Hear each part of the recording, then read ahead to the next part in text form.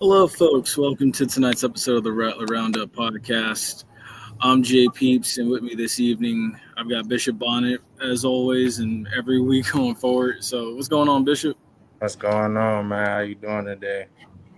Doing good, man. Doing good. I am again still out of town, so I'm outside right now. So, like I told you earlier, these mosquitoes they're not horrible at the moment. So I'm doing all right.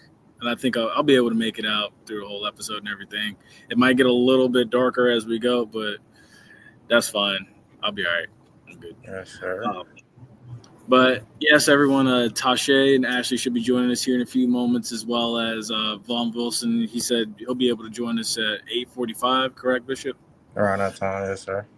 Nice. So, yeah, don't worry. Everything's going to go as planned for tonight. We got a lot of good stuff for you between volleyball, golf, and football, of course, and everything. So, as always, make sure y'all leave comments. Your comments are welcome here on the channel. And then also as well, be sure to like, share, and subscribe to the channel. Yes, We sir. greatly appreciate it. And then, of course, too, and I'll say it now, and then I'm sure Ashley and Tasha will say it again, donate to Fang Exchange. Let's build this collective up. As always, and again, you'll hear that multiple times throughout the night. We'll be able to also possibly maybe slide on some questions for the 220 meeting tomorrow with Colsey. Hopefully so. Because, last time during the 220 Club, Bond shut all that down. Yeah, that got out of hand, man. Oh, my goodness. Because I was surprised he didn't turn the comment section off right then and there. But, nevertheless, as we wait for them to come on and join us, let's go ahead and talk about this golf, man. So with golf, whoops, not that one. I don't know why that's let me take that down. Okay, there we go. All right, yeah, so let's talk about golf, man. So, they currently are competing in I think he passed some of them. I did I? I might have. My bad. Okay, hold on. Tasha's in here now. There we go. What's up, Tasha? Hey. How are you? Hey, how you doing? We are waiting on Ashley now. That's all. That's who we're waiting. She should be coming in. Okay, I just cool. talked to her. Mm-hmm. Cool. So yeah, well, first of all, since we've got you here, let's go ahead and bring this image up here. So, yeah, so Fang Exchange has officially joined us. One half of Fang Exchange. So, Tasha, again, how are you doing this evening? I'm good. I'm glad that you guys asked us to come on. Of course. More than appreciative of y'all coming on. Yeah. My earphones, golly. Go ahead, Bishop. I'll say just to start things off. What made you guys start this up? Like, what started the idea? How did this come about? And just expound on that. Yeah. So, after the 2023 season and all the things started to transpire, I actually started to inquire about NIL and starting NIL. I hadn't met Ashley yet. And so I was just kind of digging and trying to figure out what we could do. And somebody told me that it was somebody that was already, working on NIL. And so she was like, give me a second. I'm gonna send you a message, a DM. It all started in the alumni chat on Facebook. And so I was like, okay. So she hit me up and she was like, yeah, she was already working when Coach Simmons was there and Dev. Yeah. So she had already kind of started laying the footwork right after the 23 season. And so I was like, well, instead of me trying to just create something on my own, I can join in with you and help in whatever way I can help. And so she was like, okay. She already had a logo She, like I said, she was already making some headway. So I was like, well, I'll just join in and help. And then we kind of had one phone conversation, and we've been like this ever since. Literally, we talk every single day, trying to figure out what we can do. And it was literally because it started, of course, we wanted to cover all sports, and we do, reach out to all sports, but it literally started. Oh, there she is. Eh, It literally was like, okay, we have to make sure we salvage that football program, because we understood, that when your football program is good, or sports in general, but definitely for us in the South, football, basketball is big. So we like, if that is good, then that helps with that, with grades, that helps with attendance, all those things, enrollment, all of that. Your school flourishes when athletics is at a high level. So that's really how it just kind of started, trying to salvage the football program in that 23 season, or the end of the 23 season. what are what are you guys' 5-year goal, and what are you guys' 10-year? What is the overall goal you want to accomplish with Fang Exchange? I've been talking. Ashley, you want to take that one? Sure, I'll take it. So good evening, everyone. And thanks for having us. But we have short-term and long-term goals, and ultimately, the overall health and wealth of Fang Exchange is rooted in deepening our relationship with the athletic department and the university. Deepening that part of it, because it's important to do. And also in the long term, you said 5-year, 10-year, and just even maybe 3-year, is to kind of continue to do what we're doing right now and continue to take it to the next level. So that means build up memberships where they can be built, increase our corporate sponsorship levels, where we can bring in businesses and kind of actually do this marketing to the level of what name, image, and likeness should and is supposed to be. They can partner with our student athletes, and also take it from being some football players, some basketball players, some track athletes, and then kind of make it where we can kind of support the entire athletic department and all the sports that are involved. So it's important for us to support everyone, men's and women's sports included. It's important for us to make sure that we are reaching out to the holistic athlete, which that means financial literacy, that means professional development, that means resume improvement, that means media, that means content creation. So an overall business entity where we provide content, we provide opportunities for our student athletes to grow in their own business endeavors, as well as bring in businesses from the outside in and have those market opportunities. So I didn't give you like a numerical a number per se from a 5 to 10 year, but I do want you all to make sure it's known that we want to grow in the sense of our memberships and our exposure, as well as as the number of corporate businesses sponsors that we bring in. Can I add one little thing too? Yeah. We also want to at some point, Ashley and I, primarily anything that's done is I mean, of course we work with other people, but primarily it's us. And so we do want to get to a point to where we are able to have interns or people. Well, we have interns that work with us now a little bit, but really reaching out to SBI and getting some of those people that the students that are at the school to really be able to branch off and work it so that it really grows, because we do want to holistically cover the entire athletic department. So also offering opportunities to students there that are in sports management, that want to go into be sports agents and things like that they can kind of really work it, and it grows into this big brand, for NIL. That's wonderful. Wonderful. So as far as alumni, and I'm glad you said something, is how can people become members, or how can we become more involved in the Fang Exchange? There are various ways you can get more involved. So to become a member, you go to the website fangexchange.com, and you look at the different tiers and choose one that's most conducive to your budget, what you think you can afford to give on either a monthly or annual basis. That's one way, which is financially. Another way is that if you happen to be a business owner or an entrepreneur and you would like to promote your products and services through Fang Exchange by using one of the athletes, that's another way you can do it, which means that you're providing NIL opportunities for athletes directly from your business.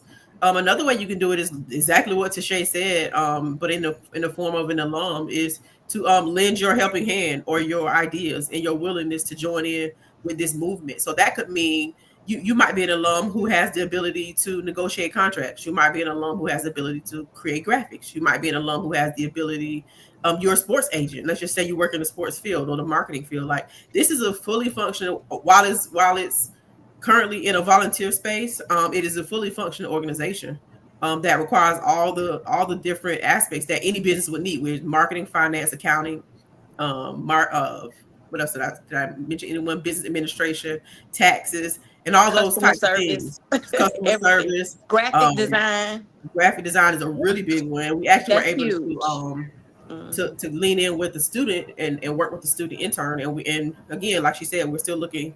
We have a couple of additional students who are going to come in and working with us as well. So it's a great opportunity for students too. So as an alum, you can equally get involved with Fang Exchange as much as a student who would like to maybe intern or volunteer could as well. It's just whether it's financially, monetarily, whether it's through your business, or whether it's through your services that you can offer to the organization to help it grow. So with all these different organizations that we have, 220 Club, we have different ways we can donate to different places. Mm-hmm. How can we, do you guys, knowing that someone donated to the 220 Club, do you guys work with the 220 Club in any way? Do you guys work with the Alumni Association in any way? Do you guys work with chapters? How do you guys go about that? Yeah, we've been in communication with every one of those that you mentioned. The 220 Club, Vaughn, who's actually about to come. Is he still coming on today? Yeah. So him and Ashley are. We're like Ashley is, her hometown is Tallahassee, so Ashley's always in Tallahassee. Okay. So Vaughn, of course, knows me, but he really knows Ashley. But 220 Club is a big time supporter. They have already said that when they do raise their $1 million, that they, some of that will be allotted to NIL.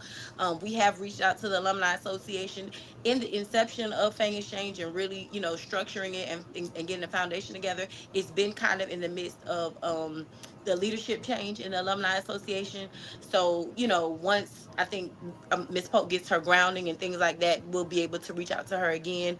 Reach out to her. But we've connected with every DSO, and we are open to. He always talking. He always talking. Leave it up to Troy. Leave it to Troy.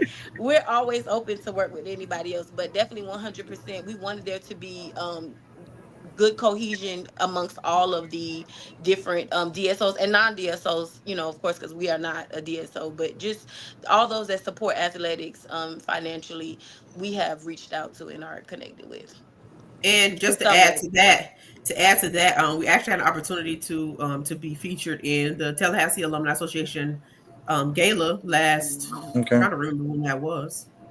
We were in there and there as well, as through the Tallahassee Alumni Association. So we have chapters, but we also have the national. So sometimes it's easy to tackle chapters and go and kind of lean in with chapters and then work your way up to the national level. So yes, we've kind of taken that approach, and we actually have some ideas that we do think will even help enhance things from a chapter perspective, and for us to kind of have that cohesion. So that's another huge part of Fang Exchange. There's no need in us working independently and just kind of being off on the island. Like, the ultimate goal, because the student athlete is the focal point of this organization, it makes sense for us to always find the cohesion between all DSOs, the athletic department, the university itself, as well as non-DSOs that support. You got any question? Me, honestly, no, because they're no strangers to being on here. So we've spoken multitude of times and everything. Mm-hmm. I always, at the end of every episode, I always say, donate to Fang Exchange, guys. For those of you that are watching and those of you that will watch this later, these two, Ashley and Tashay, they're doing great things, man. So my advice is, donate to them, give back to this university. You have multiple outlets to where you can find them, whether it's here, whether it's Fangs Up Podcast, Fang Exchange and their podcast on Thursday nights, ONG Strike Zone, and even Troy as well, because I didn't mention him last week, but definitely Troy as well with Fat Mouth Sports. So, definitely, donate to these girls. It's a worthy cause. And I even encourage, Bishop, a lot of you and a lot of your ex-teammates or former teammates, and even guys like Kevin Elliott too, and even the guy who we'll have on next week, Pat Bonner, to even, inquire, talk with these two, get in touch with them, see how y'all can definitely come together and work something out. Or we'll get in touch with you. You don't have to find us. We'll find you. There you go. All we ask is that you respond when we reach out, because trust me, we will find you. If there's somebody to be reached out to, or if there is a small warm handoff, we will reach out to you. All we ask is that you respond. And for those that are, curious, just peruse the website. Okay, that's all I recommend. Peruse the website, go and look and see. We have some things that are coming up that we're looking to work on. Little baby, I know you have not been a graphic designer all this time. All this time, little baby, you've been a graphic designer. There you go. And we've been out here fighting for our life. No, anyway, but peruse the website. There are monthly memberships that we would love for you to join. But even if it's a one-time donation, whatever it is, we do have the capacity for you to get a tax write-off. We are in partnership with a 501c3. So we really try to cover all our bases when it comes to this, and we've done a lot of studying, and we continue to keep our education going, because we know the climate changes every day, and we have different rules for Florida than than the national rules. So we really are doing our due diligence. Y'all just like I said, peruse the site, keep up with us on Twitter, Instagram, or X, whatever, Instagram, Facebook, the partnerships that we have. If you are a drinker, Social House Vodka, please make sure that I feel like we made them, affordable. Yes, they're reasonable.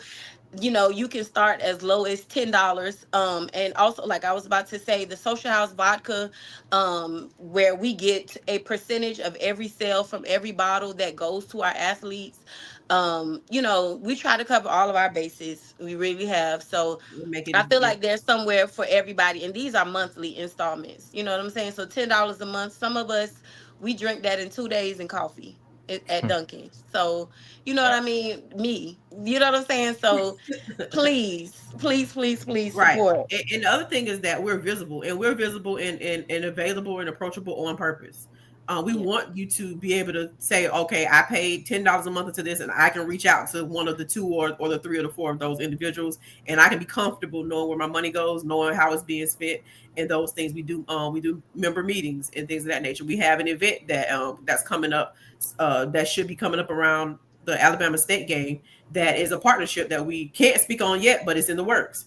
So there are things that we're doing that will help us ultimately benefit the student athlete. There's myself, Tashay, and there are some other individuals who work behind the scenes. We are not financially compensated, and that's okay, because this is for the love of the university and from the heart. So we don't mind doing this as our reasonable service. We all feel like we owe FAMU something for the things that FAMU did for us, as individuals who either graduated or family members that might have graduated. So it's a hard work for us, and it's purposeful work, and we're happy to do it. So team up with us. Even you, Bishop, just like Penalty Talk said, you too, as well as a former athlete, you know how it feels to be in that seat as a student athlete, and kind of can, even if it's nothing but to come and speak to some of our athletes about transitioning from football or what it takes to continue to be successful on the field, off the field, get your grades, and do all the things. So former athletes, we are kind of pushing. That's our next big push as well.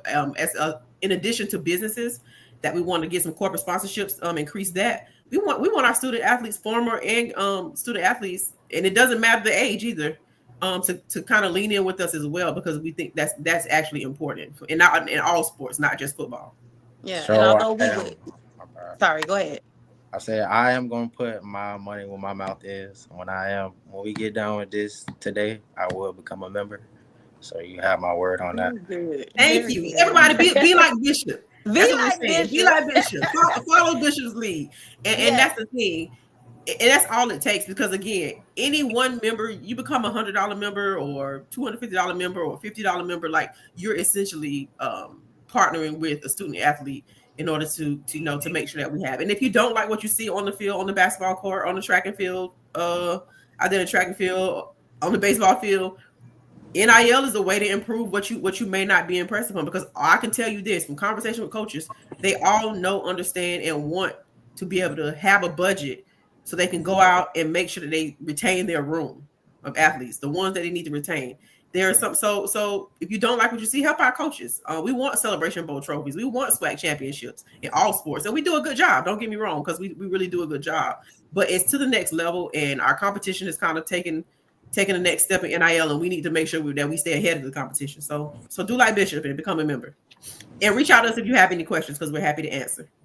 And when Bishop was asking, like our goals, that's something that we would love now that NIL can be used for recruiting. We want to be able to go to Coach Cozy and say, or Coach Charlie Ward and say, or Coach Swoop and say, here, here's $10,000. This is what we are able to, give you for this off season, or this is $15,000. This is $20,000. This is what we can give you, whatever, what I'm saying? That's what we want to be able to go to our coaches in the off season before they even start having to worry about recruitment, because when they sit in those living rooms with those parents, it's no more, can I get my number? Can I wear 21? What they want to know, do you have a collective? Do you have NIL? That's the first thing they want to know from them coaches. Like, the facilities are great, and that's still important. But the number one thing is, what's the NIL looking like over there? You know what I'm saying? Because ultimately, we don't have cost of attendance. This is not that kind of university. And so we need to be able to supplement, especially when we're looking at like grad transfers. I tell people all the time, that's one of the biggest things. We got to remember, they don't get the same amount of money as our undergraduate students. You know what I'm saying? Little baby, how much, what were you referring to? But they don't get the money like our undergrads.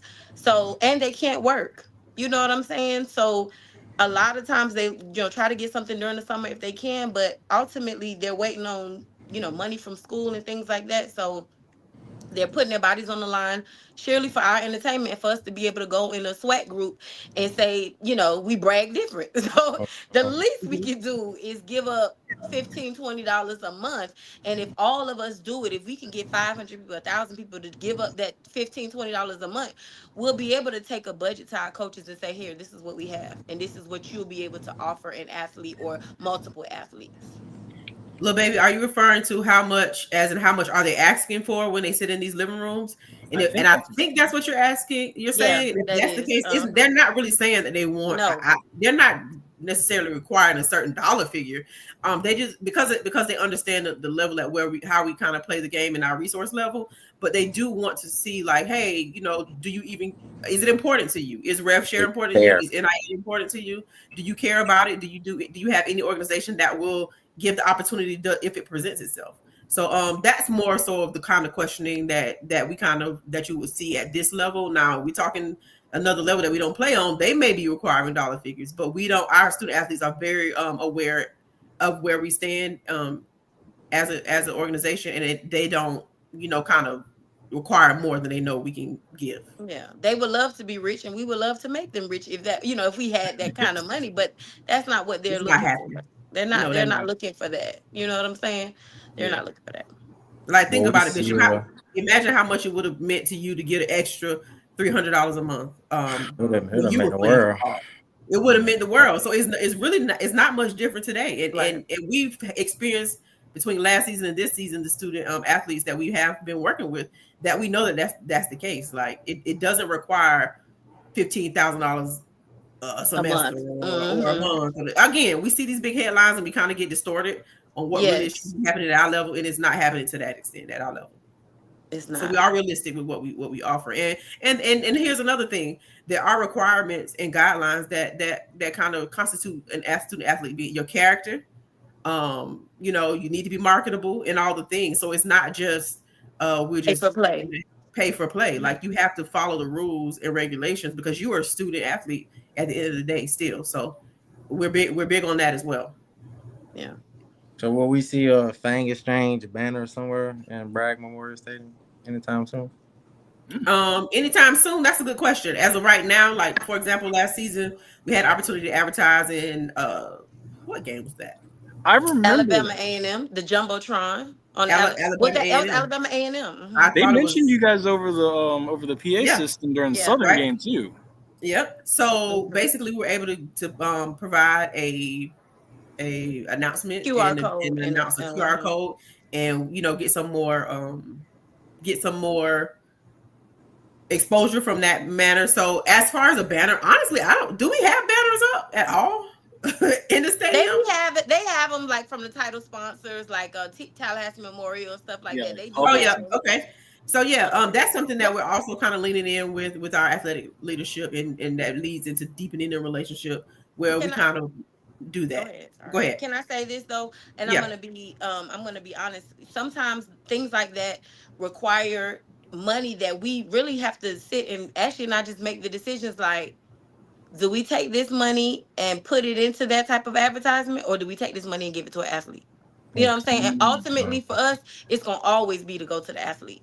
So, you know what I mean? That's why, like, for example, the Jumbotron is something, a QR code that we can create and put up, and it doesn't necessarily cost us much money. We were able to secure that partnership and make, that connection with the athletic department. So we would love to be able to do those things. But that's why we said if we have alums that will be willing to help us out in ways like that, the funds that we get in, we can actually give to our athletes. I don't even see why they charging y'all for that, to be honest. Yeah, for real. That should. Well, business is business. Business is business, right? Business and money still talk. So right. It is what it is. Yeah. Royal Miriam, do you have any connects? Do you have any leads? Drop them in the chat. Drop them in our inbox or whatever. Email. We're happy to. Lean in. Actually, and that's another thing. Like you want to. You want to make sure you're leaning in with everybody and all the exposure you can get, because we have so many alums. Like we have 70,000 plus. We have lots of eyes and ears to reach across the diaspora. People who love FAMU. So that's our mission: to reach the ones who have not been reached. We would love for you guys to stay on, but we gotta. I mean, we have room. We have room for them to be on as well. That's what I'm saying. We love for you guys to stay on if you guys got the time. Of course. Yeah, always. We always make time for sure. Let's see. I see Lil Baby act with the grassroots campaign, benefit Fang Exchange. Yes. Yeah. Anything, yeah. Absolutely. Yes. All campaigns, all levels of creativity would definitely help. Absolutely. You gonna pop up the stuff? Yeah, I got you. 1 second. Let me go ahead let's see. Let me stop that screen, and then let me go ahead and stop that screen, and then let me bring up the other one. So in terms of FAMU golf this weekend, geez, can I find it? Oh my goodness. Okay, let's see. Where's it at? Is that it? I think that's it. Let's see. Yeah, so awesome. There we go. So, well, you know what? Let me go I'll stick with this one. So, in terms of FAMU golf, we had, okay. Didn't want that one. Yeah, there we go. Oh my gosh. I should have rehearsed this before I started. It's fine. But FAMU golf in the Bridgestone HBC Invitational, FAMU minus 21 par. First, I don't want to butcher that kid's name, but, he took home the trophy, minus 11. Great job. And then you had Sasha Robinson. Yes. And then Emilio Garcia as well, minus 5, tied for third as well. So, top 3 right there. Congratulations to all 3 of them. Mm-hmm. And I want to say we really did a good job, because I want to say Howard, the guy that they went against, that they tied with third. I think he's one of the top 50 players in the nation as far as the Howard puts a lot of energy, effort into their golf program. Mm-hmm. So to be able to compete with Howard says a lot, because like I said, they Howard is big for them. Golf is big for Howard. Wow, I didn't know Howard was like that in golf. Yeah. Shout out to these guys, man. Yeah. Nice. And then also to, the men's D1 team, champs as well. And then they're also competing currently, because tomorrow's the last day of the Folds of Honor Collegiate Golf Tournament, which can also be seen on the Golf Channel. It's up in Grand Haven, Michigan. You know what I mean? As you see, those are some heavy hitters as far as golf programs. and just a lot of Power 5 programs right there. You know, you got the Air Force Academy, Baylor, you got Alabama, Florida State, Kentucky, Notre Dame, Texas A&M, North Carolina, and then also Delaware State and Ohio State. So you only see 2 HBCUs being represented in this. That's a big deal. So to see FAMU and there with a lot of heavy hitters, that says a lot about that snakehead and how much weight it carries. So just to give a little update on it, I think we're like 10th, and out of 15 teams, we're 10th, and I think it's Emilio. Or no, it's not Emilio. It's Sasha. He's like 11th right now out of 75 players. So Wow. Yeah, I heard he's been very doing good. some really big things in this. That's really good. Brought you conference champs. Okay. And then also, too, we've got FAMU Volleyball as well. Where are we at here? I think it's right there. Yeah, so Georgia State Classic was in Atlanta. So fought valiantly against Evansville. Georgia State score is what the Georgia State score is. And this isn't like the actual score, guys. Like, these are like who won the sets. So, like, again, 3-0. They win. Sweet. So it's like, first 1 to 3 wins. Of course, against Evansville, they won 5 sets. Evansville won 3 out of the 5. Queens University out of Charlotte, North Carolina, they won 3 sets out of the 4. Oh my gosh. No, my bad. I flinched because there was a bug like this flew off, and it was huge. My bad. Trying to stay focused here. But yeah, so 0-3 in the Georgia State Classic. And, you know, again, I don't think any of these schools resemble what's going to happen when you get to SWAC play. I still think this volleyball team is the best in the SWAC. I think this is good competition for them to see as they prepare for SWAC play, and I think they'll be fine. I mean, well, we still want to get one of the SBF wins because that's who we are going to see eventually when we get past the SWAC. To the champ, for sure. Yeah. And that's exactly what happened last season when we made it past SWAC, and we kind of made it tough. It was tough for us in that tournament. Those girls are taller, stronger.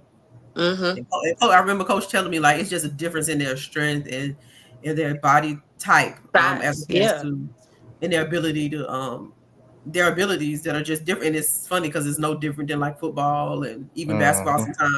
Sometimes you can kind of level the playing field. That's probably the easiest sport to do if you just recruit the right way. But he was saying it's the same thing with volleyball. When you get to those levels, just the skill set, the ability, the strength levels, and all that stuff matters. Yeah, I look at it too. You know, seeing Ayani Sanford 14 kills in that Evansville match, and then LaDonna Trantham, 16 kills. That's impressive. Yeah, I mean, also too, Sydney Whitfield as well, 8 kills. Like even anything over 10, in my opinion, that's impressive. That many kills, you gotta love it. Let's see where we at here. As far as the leaderboarding kills, I'll take this. Go ahead. Then as far as the volleyball leaderboard, we got the kills. We got Ayani Sanford. She's the young lady at the bottom left. Yeah, she's the young lady at the bottom left. Number 8. She got 44 kills on the season. LaDonna Trenham. I think I'm saying it right. Number 4, she got 43 kills. She's on the top left. Then we have Farah. I hope I'm saying your lady names right. She has number 23. She's on the top right. She has 34 kills. And then number 15, Miss Rodriguez. She has 25 kills, and she's on the bottom right. So just shout out to them, man. We're going to keep promoting y'all every week as y'all numbers grow. We're just going to keep promoting y'all and putting the spotlight on you guys. So just keep doing you guys' thing if y'all watching. And then as far as the assists, number 1, she has 89. She's the young lady at the bottom left. Mackenzie has 55. She's the young lady at the top left. We have Victoria. She has 12. She's on the top right. And then we have number 19. She has 6. She's on the bottom right. So, yeah.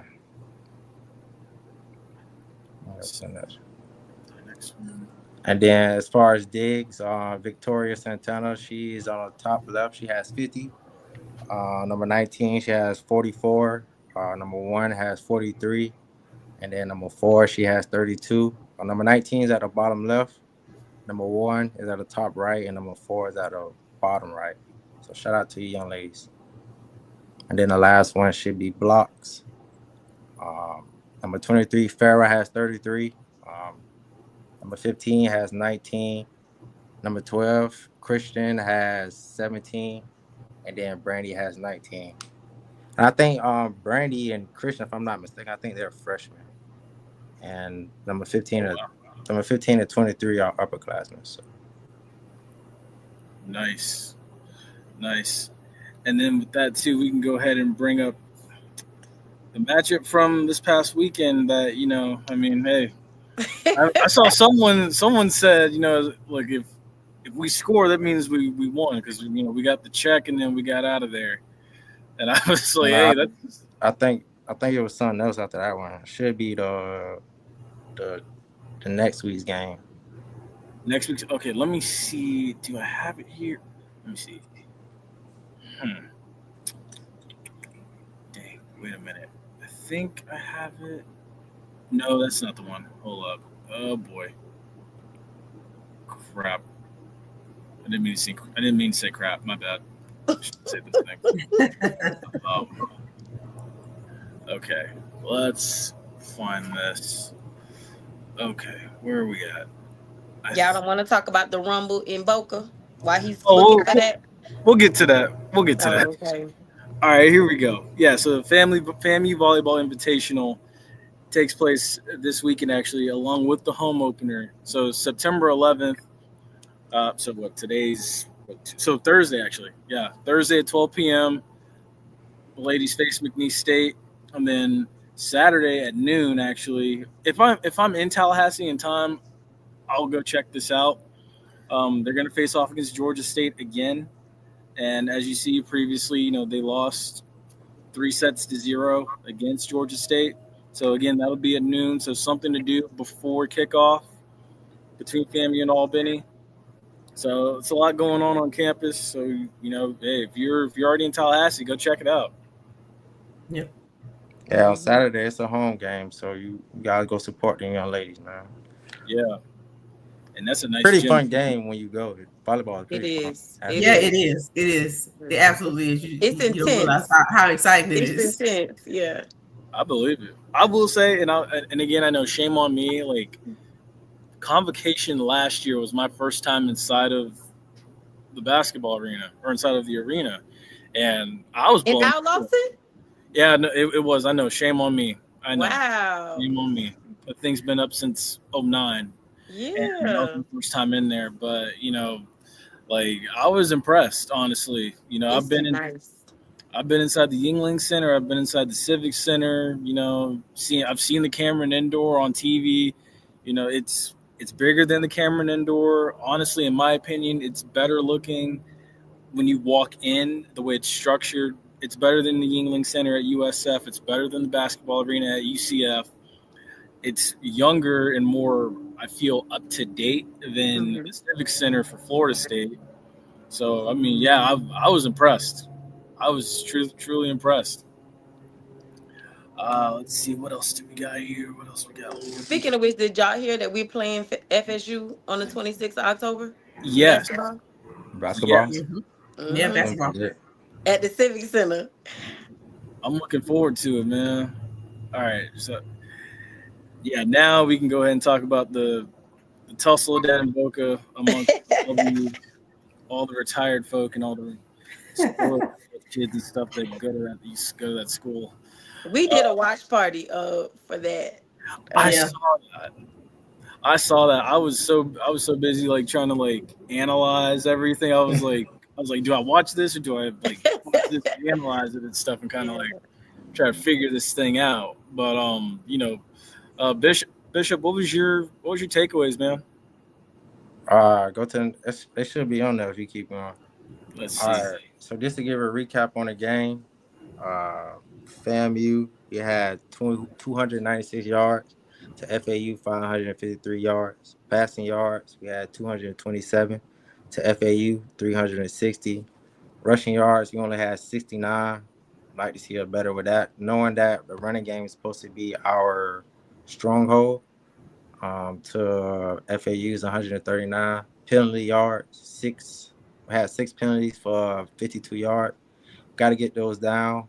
First down, we only had 16 to FAU's 34. Third downs, 5 for 16. FAU were 5 for 13. Fourth downs were 1 for 2. FAU were 3 for 3. We had a better time of possession, but that really didn't do anything for that. And then leaders for this game, passing, we got RJ Johnson at 222 yards. Thad Franklin with 58 yards. Receiving yards, we had Jordan Edwards with 72 yards. And tackling wise, we had Jason Rouse, and he had 11 tackles total. Sorry, he ain't got no picture up on the website, so I could. I ain't missing you. Just they ain't got no picture for you. My bad. That's all good, man. Jordan Edwards worked his way. I think he worked his way into the starting lineups after that game. So I agree. Mm-hmm. Yeah, I think so too. I agree. He was impressive, and I came out of it. You know, actually, let me see what's the next photo. Let me see. Oh well, Bishop, you go ahead and give your takeaways, and I'll give mine. I feel like they were a tale of two halves. Yes. Mm-hmm. Whatever we did in the second half, we need to do that all. Keep doing that. Yes. Yes. I think we didn't outscore them in the second half. We outscored them in the third quarter. Yes. Shut them out in the third quarter. Yeah, we did. That also shows that we do need to finish games better. I would like to see that. Questionable special team scheme. That punt formation. Oh. Yes. It's just a scheme. Like, you're not gonna block. Punting is about operation time. Like, it's more so about operation time. So just giving a guy a free will to block a punt, that's a no-go. And then we need to help our quarterback, man. We was on RJ head last week, man. He got to play better. Yeah. Played a little better. He played a little better, and then we can't catch passes. But hey, and you got that number one on. You dropping passes, boy. We got to play better, man. You got that stick on, bro. Come on now. That's me right there. I got that stick on. We gotta hold it down. We gotta help our quarterback, like, for sure. Help our quarterback.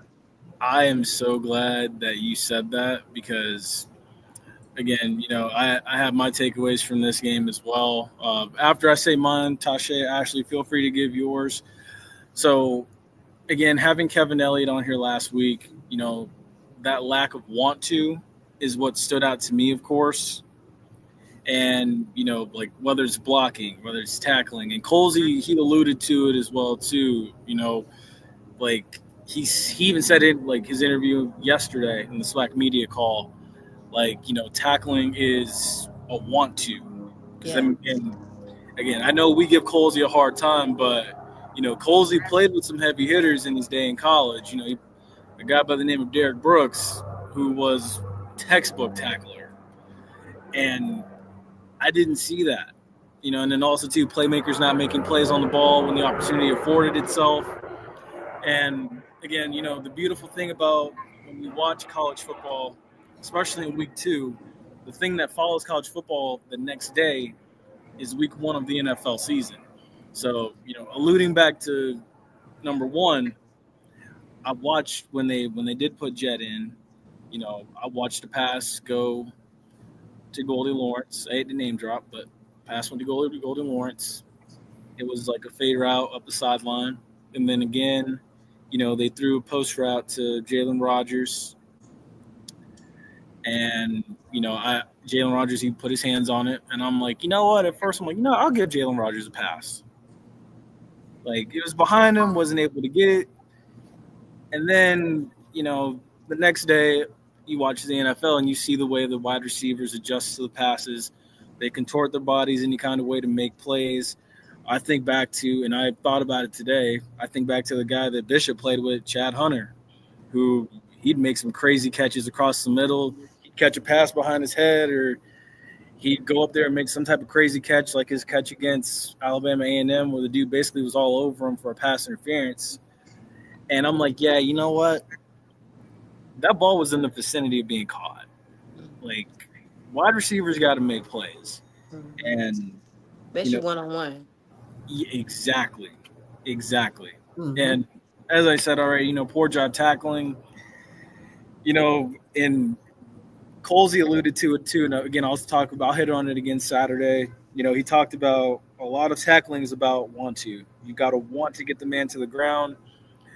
And again, I hate to compare us to SEC programs, but I'll allude back to, where Kirby Smart does at Georgia.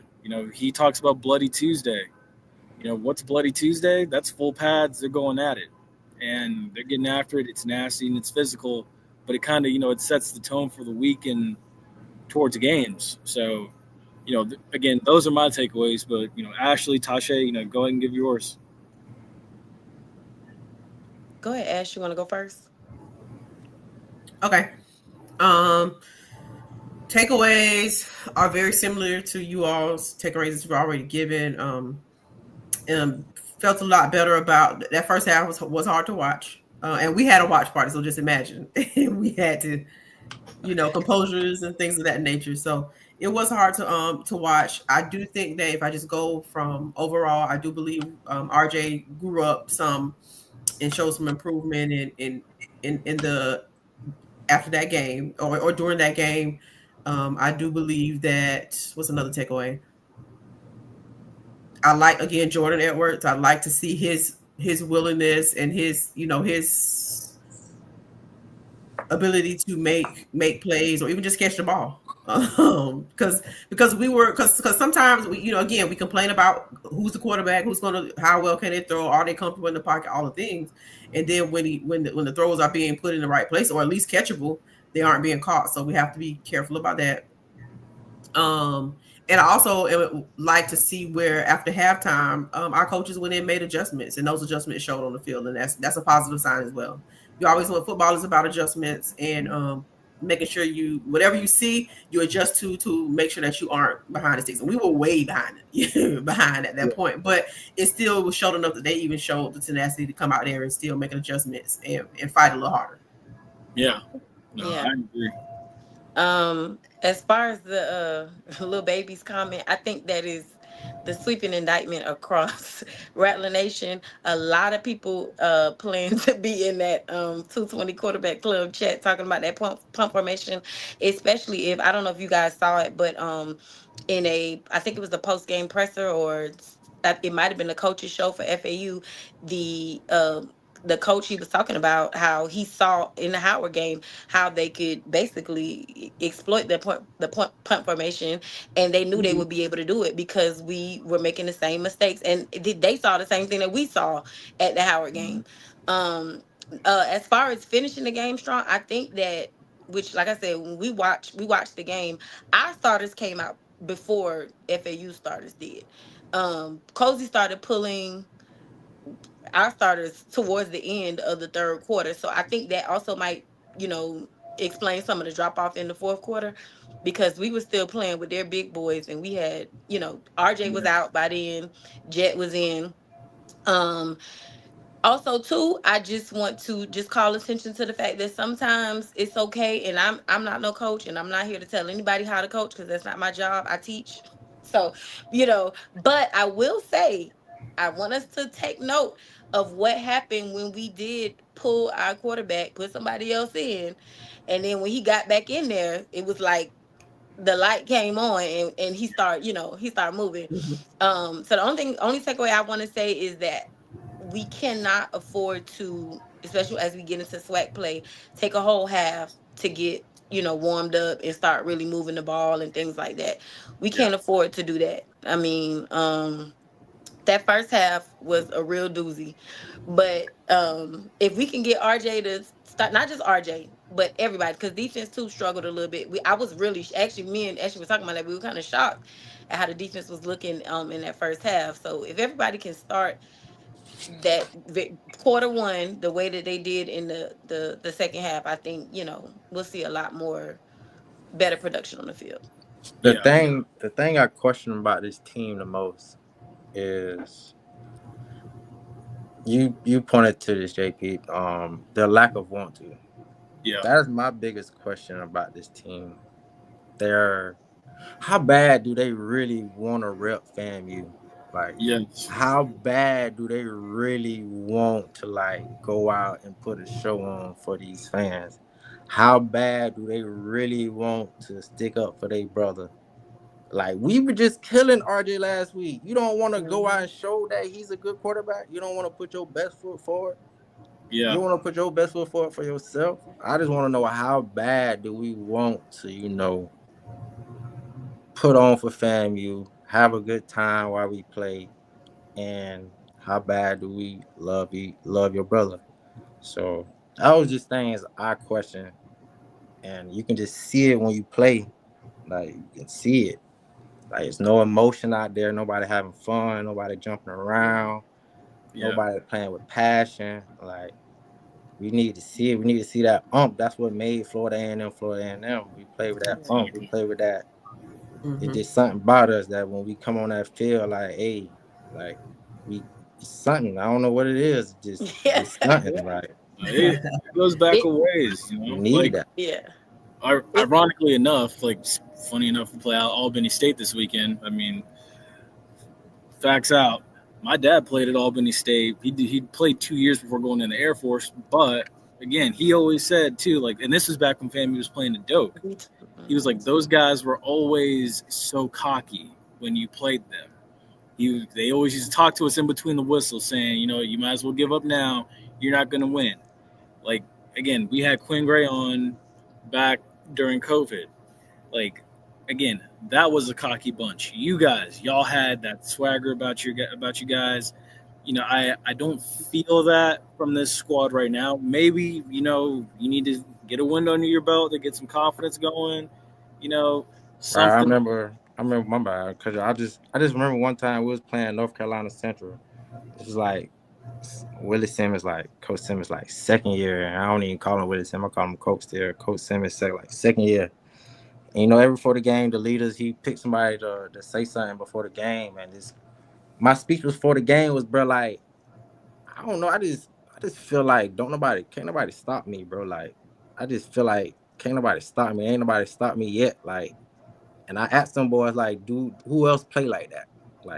Who else play like that? And I said, hey, today, I want everybody to play like that.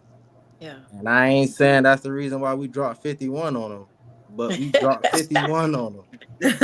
You feel me? We dropped 51 on them. We walked out of there with a big smile on our face. So, just play with that. Just play with that. For sure. Yeah.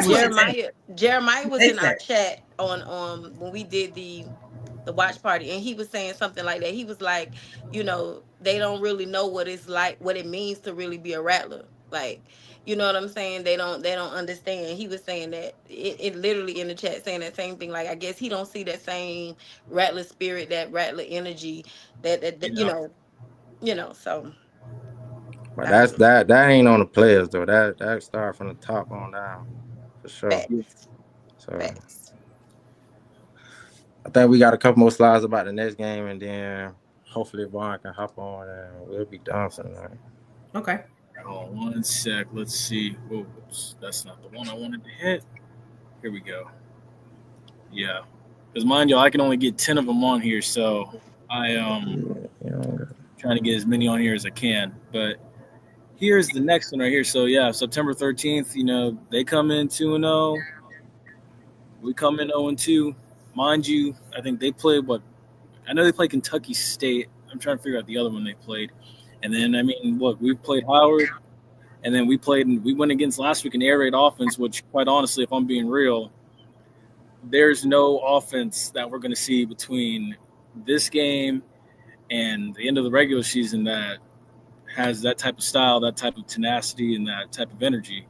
Because let's be real, who in the SWAC's running an air raid offense? Nobody. And up tempo, and as up tempo as they are. Oh, Shaw was the other one. Okay. And they put 50 on Shaw. Yeah. And then they put okay. Gotcha. All right. Let's see. Okay, let's get the other one now. I know I should have had these like rolling. Shame on me. Let's see. Okay. So, I believe this is the last one. So, as far as keys to victory, Ashley and Tasha, I'll start with you guys. I think we need to first of all score touchdowns. As simple as that sounds, it is real. We need, which means that our offense needs to consistently and consecutively put drives together that lead to touchdowns in the end zone. So I think we need to score. I think RJ needs to come out relaxed as a quarterback. I listened to Coach Cozy's one of his interviews this week. I think coach's call, and he insinuated that we might see multiple QBs out there. So if they're going to have an opportunity to kind of showcase themselves, then whichever quarterback is on the field at the time needs to kind of flow how they flow in practice and make sure that they are stringing along drives that give us an opportunity to score and get into the end zone. So I think the offense needs to show up in a big way. Our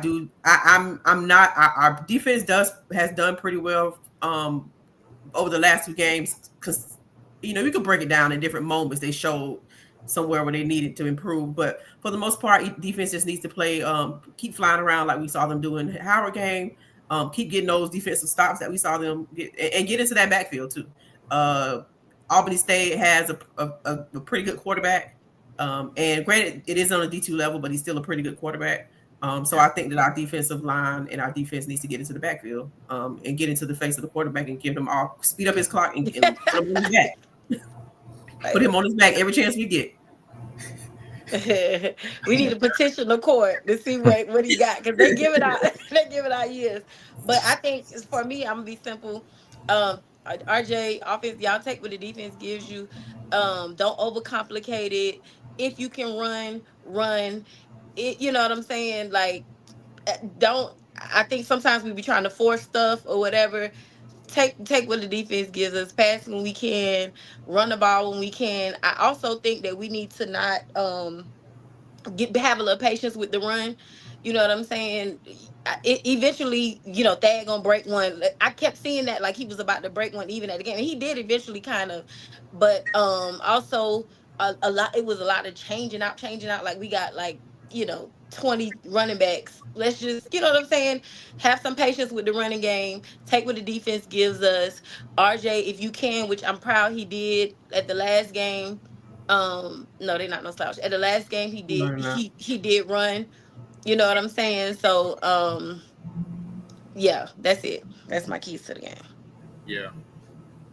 All right, damn. My keys to the game is number 1, respect all, fear none.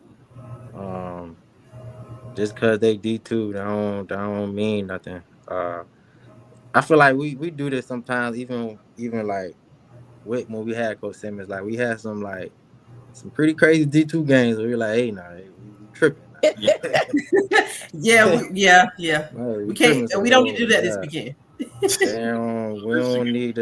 don't need to come in slouch, because I'm gonna tell you one thing, that quarterback D2, but I heard he'll transfer from Navy. Oh, really? Yeah. I didn't know that part. Whoa. If I'm not mistaken, Coach Quinn Gray had put his name at one point in time to become the head coach here. Yeah. And I think he's gonna try to have a little interview here. Come up to that. Yeah. So y'all so bad. Everybody need to be on their P's and Q's, man. We ain't trying to lose. I think, bro, we ain't got no winning streak in Brad right now, do we? No, we do. FAMU's won. Yeah, we do. We do. What is it? 2 games? 2 games. It's okay. A streak makes a streak. Okay. All right. Let's keep this thing going now. 3 right here. Get us 3. We just need 3. Yeah. We got a hell of a home schedule this year. So let's get this thing going. Let's get the ball. I think what the color is, orange this game. Yeah, it's orange. It's orange. It's an orange game. let's go out there and celebrate. And then other than that, just do the basic thing. Play fundamentally sound. Not too many not too many turnovers, penalties. Block, tackle, stop the run, run the ball.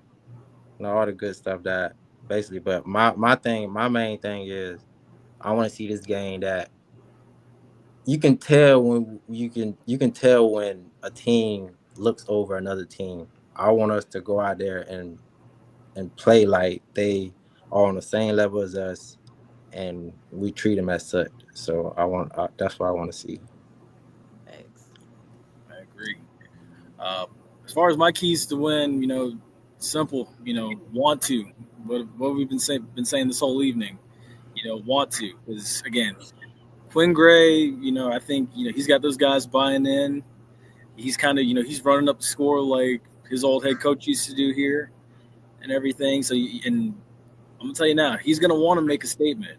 I'm telling you, they scoring 14. They at least putting up 17 or 21 points. So. Oh yeah, because if I'm not mistaken, I believe it was when after Alex Wood got fired, everybody was pointing at Quinn Gray at the time, but Quinn Gray said he felt he wasn't ready yet.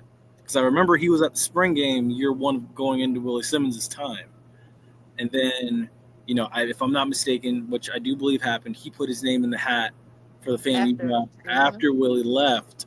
He didn't get it. And now it's like, look, I didn't get it that time, but now I have a chance to go do God knows what in front of everybody. And some of us see the conversations that are had. Some people look at it and they're like, oh, with the eyes. Quinn Gray's interviews this weekend. Coolsy better now. With the bet in this one. So, my key to victory is just, want to make the tackle, want to block, want to make that play downfield, come out hungry. That's all I got for y'all now. I mean, I'll have more Saturday, but my key one right now is, want to, just want to. You coming to the game? Yeah, I'll be there. I don't have a set time for what time countdown to kickoff will be because I'm driving up that Saturday. Okay. But we'll talk about it, of course. But I'll definitely be there. Is anybody else going? We'll be there, of course. I'm way in Maryland, bro. Oh man. Yeah, we'll be there. But this definitely a must-win game for sure. Like, we don't have another game on the schedule that's not a must-win at this point. Well, we gambled what we could gamble. At this point, it's a must-win for the rest. Yeah, we played with the church's money already. That's it. What you guys predictions on the game? All right, we probably have to catch up with everybody. Final score predictions for the game? It's kind of hard to say. I'm gonna go. Point spread. You don't got to name a point spread. Last time I said this, I ain't gonna say that because last time I said this, I'm glad I didn't get clipped. Okay, but oh my gosh. I feel like we need to at least win by 21. Let's just say that for it to be a productive, for me to feel like 21 at least. I gave him 14 because I give it. I 14. Yeah, I'm gonna say the good team. I give him 14. I need. I don't want y'all feeling really like competition level. Like, don't be like. It's not. I know you. Yeah. Like, don't be like. Cause you'll see some of them D2 guys. You'll be like, what? Like, yeah. Well, you I remember on a D1 team, like you. Because the last time these two played, it was 23-13. It was 2022 because we were still reeling off of that. I remember that game. I was there. Yeah. So we only won by what? 10 in 2020? 2022. I need 21. But y'all saying that I need to feel it needs to be. I think the overwhelming sentiment is that that it needs to be a blowout. That's how Rattler Nation is feeling. That was my score. I ain't gonna lie. Bennett, I ain't want to say that, but Rattler Nation is feeling like it needs to be a blowout. Yeah. All right, so could it be a 14-point win, but like we just look dominant like the whole game? Because like we can win by 10, but we can just we just looked dominant. We just looked dominant the whole game. Yeah, I don't want to be like, well, we struggling with a D2 team. You know what I'm saying? I don't want to. And when I say that, I'm just saying, like you said, to your point. But yeah, I don't want it to look like a struggle where we gotta, you know what I mean? Yeah. It needs to be. I want to see I want to be doing a little dance. You know, by third quarter. I don't want to be stressed out. You know what I'm saying? Yeah, I feel like how FAU felt. We was doing the dance because we was just like, whatever. We just there for the vibes. But you know, I'm gonna go because even the West Florida game was a bit of a dogfight too for a while. You know, I'm gonna say, you know, 31-20. I'm gonna say it's gonna be a 31-20 type game, but I do think that, you know, in the fourth quarter and hopefully, you know, we start to like see like a physical imposing of wills where it's like, okay, you know, the depth starts to set in because if I'm not mistaken, you know, FCS has more guys on roster than D2. So, you know, I do think like, again, Coach Mo and, you know, strength and conditioning team, I do think that that's where their role is going to start to like be seen where, you know, again, you're playing in North Florida. It's going to be hot. It's going to be muggy. I get it. They're from Albany, too. They're from the South. It's hot and muggy there. But I do think Coach Mo and his staff, they've done a great job this offseason. I think we wear them down. So I'm going to go 31-20. And I think I put on like one more slide. Something I want to do every week. Oh, yes. I had it. Okay, here we go. I think this is spotlight a certain athlete. So we got the Rattler of the week. Hopefully something I want to be able to do something, you feel me, for the student athlete. But Vaughn just hit me up. If we can stretch it out for like 5-10 minutes, he'll be on. Sure, yeah. I mean, we can stretch it out for about 5-10 more minutes. All right, so Rattler of the week. Young man, I'm so sorry I do not know how to pronounce your name. Yeah, but, freshman, the golfer, first place at the HBCU. At the Bridgeton HBCU Invitational. So shout out to you, young man. And yeah, so we're gonna try to stretch this thing out for about 5-10 more minutes, try to get Vaughn on. All good, man. All good. You know, I'm fine with stretching it out a couple more minutes and everything. While we've got a minute, let's see. While we asked, did anybody do any parlays this weekend, NFL games, since the NFL started back? No. Nope. Okay. I mean, I watched the games, but no parlays, no bets for me. Did anybody see anything that they're hoping that we looked at in these NFL games that can translate to us this weekend? You know, like, did anybody see anything in the Buffalo game that they'd like to see us capitalize off of? Did anybody see anything in the Tampa game? By the way, shout out to the Bucks. Want to know? First place NFC South. Not too much. I don't want to talk about NFL. My team got drugged through the mud. I don't really want to talk about the NFL. I'm a dog fan. My team looked like, ooh, okay. Yep, Montre got you. Oh my God, I watched that game too. Yeah. I mean, yeah, no. Which is crazy. The Colts hadn't won a game in 11, 12 years for an opener. And the Dolphins let it slide. I turned it. After he threw the second pick to it, I turned it. I just turned it. I just couldn't deal with it no more.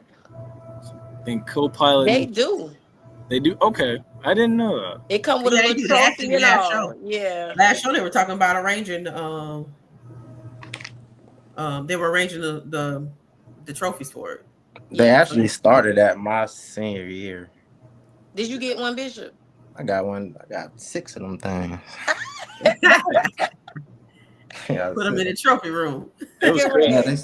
But they weren't. So at the time, they weren't trophies. They gave us let's see, like medals. The medals. Okay. Mm-hmm. Yeah. Let's see. Where's it at? Right here. I had to go back to this. Mr. Campbell said this. Bishop's already got 6 degrees from FAMU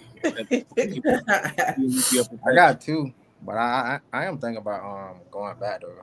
I want to get that was in response to Taylor saying, "Do you have any more eligibility?" That's what he was responding to. And then I said, "We need to petition the court to see." Hey, look, at this point too, look, I'm all for Bishop being president of the university. Nah, not No, president. we trying to put him in some pads. You talking about president of the university? We trying to put him in some pads and a helmet. Hey, shells to the left, helmets to the right. Man, you folks crazy, boy. I be want to snap on one of y'all. Listen, I said it, and I'm gonna say this again. Marvel, boy, she. Listen. That's our president. You know what I'm saying? That's just the same way I said about our athletes. It's our president. It is what it is now. You know what I'm saying? There's nothing we can do about it. All that we can do is try to work to make it. You know, you don't have to. And that's a lot of the core in the alumni chats is just about, oh, we can't forget, which is not about forgetting. But the truth of the matter is, are we gonna wallow in pity and anger and disgust, or are we gonna just rally around? Because she's here. Yeah, she's our president, and the truth of the matter is, it's always good to have a little somebody in the house. No, for sure. And so if you have a connection, you know what I'm saying, get what we could get. She said that. She said that when she was, on her trail, on her ride. EA said we gotta have good QB play to be competitive. I agree with that. Yeah. Y'all get up off RJ, man. Get up off RJ. Shout out to my cousin TJ Sanders, defensive lineman for the Buffalo Bills. Nice. That's what's up. Man, I ain't gonna lie though, bro. This Albany State come out there and start carving us up, boy. I want to. Yeah. Oh no. Hey, y'all seen that video? Spamming Twitter. Bro, y'all seen that video? Last weekend. How weekend? I seen it. Michael Irvin when Miami got that stop. And he started screaming. Yeah. I was like, bro, I can't even be mad at him, bro. I'll be the same as that way in my room. Oh yeah. I'll be the same as that way, like. Facts. Yeah. Let's see. Taylor says as far as like the president working on campus, honestly, it hasn't been bad yet. Good. You got to put the Yeah, that lady is. Let's just believe. Let's have faith that's gonna stay that way. Yeah. And at the end of the day, people get mad at me when I say it, but she don't have to try. She's already the president, and she is trying. You know what I'm saying? She don't have to try. She got the job. She don't need nothing from none of us. But she is trying, whether we want to say it's performative or not. She don't have to perform. So, you know what I'm saying? At this point, she ain't gonna go down as one of the best. Oh Lord Jesus. Look. Yeah, well, FAMU conspiracy theorists. Conspiracy theories. All right, so let me ask y'all this while we still wait for Vaughn. Do y'all think she's going to deliver the Rattler charge on Saturday? I've had this discussion already. I was thinking about that. She gonna deliver it. Has she practiced it? Because she delivered it before. Did y'all see the video of her delivering it before? I did, yeah. My mom was upset seeing that too. My mom looked at me. She was like, you mean to tell me this lady's gonna go out there at the 50-yard line in front of all these people and do this? I was like, hey, look. But low key. Then her first time too, that's gonna be her first time was at that convocation. The president's convocation. Wow. She did at the president. But I'm gonna say this: we got mad. See, she trying, y'all. I think so. I think so too.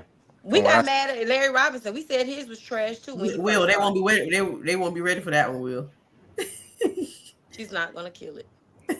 She's done it already, and she did not kill it. Bro, that's saying, like what was she calling it? Family. What was she saying, Ashley? The family. Something she kept, and it was like cringy, and it was literally when she did the strike. It was like a slow clap. A slow clap. The camera like pans to all these people were like, yeah.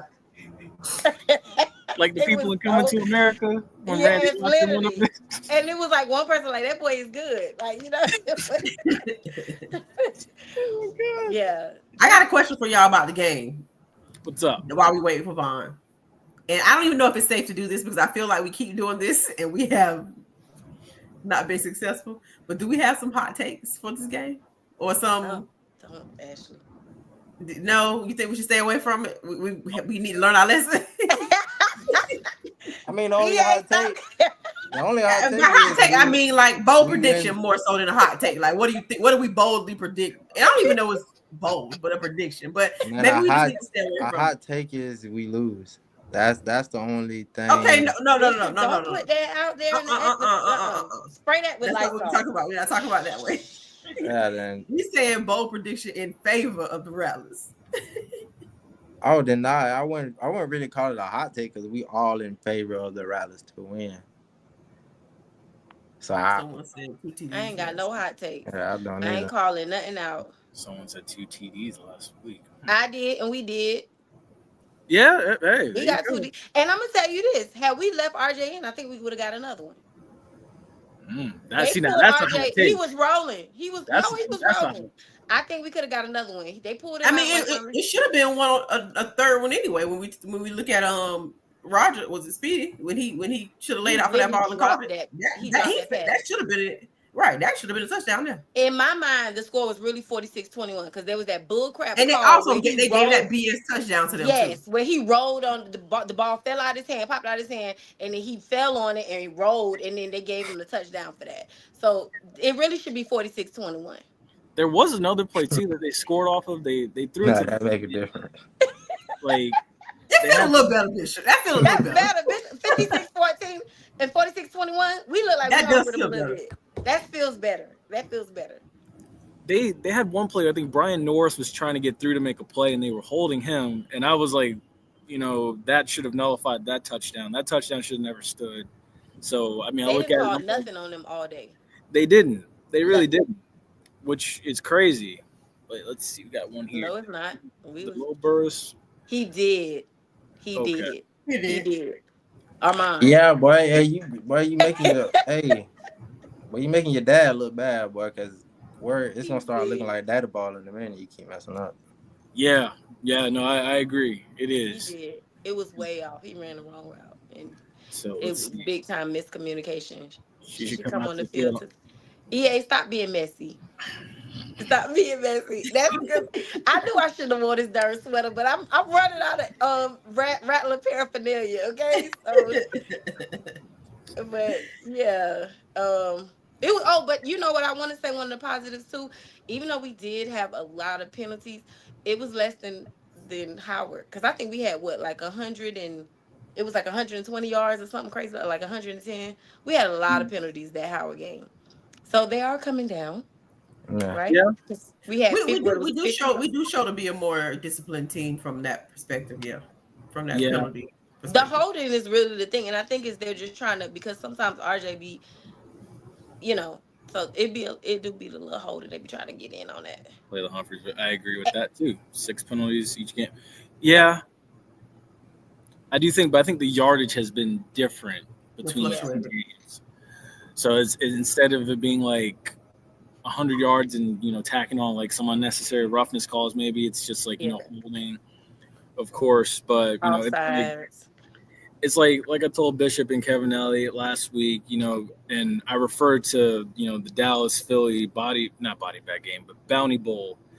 Jimmy Johnson told that offensive line, I don't care if you got to kick him down south, if you got to punch him in the face, or if you got to hold him, tackle him. They don't touch Troy Aikman. So, I mean, when you look at your offensive line, you have to get it done one way or another. And let's be real, and I know Bishop would agree with me too, there's holding on every play. Mm-hmm. Every play. It's just a matter of whether you get caught.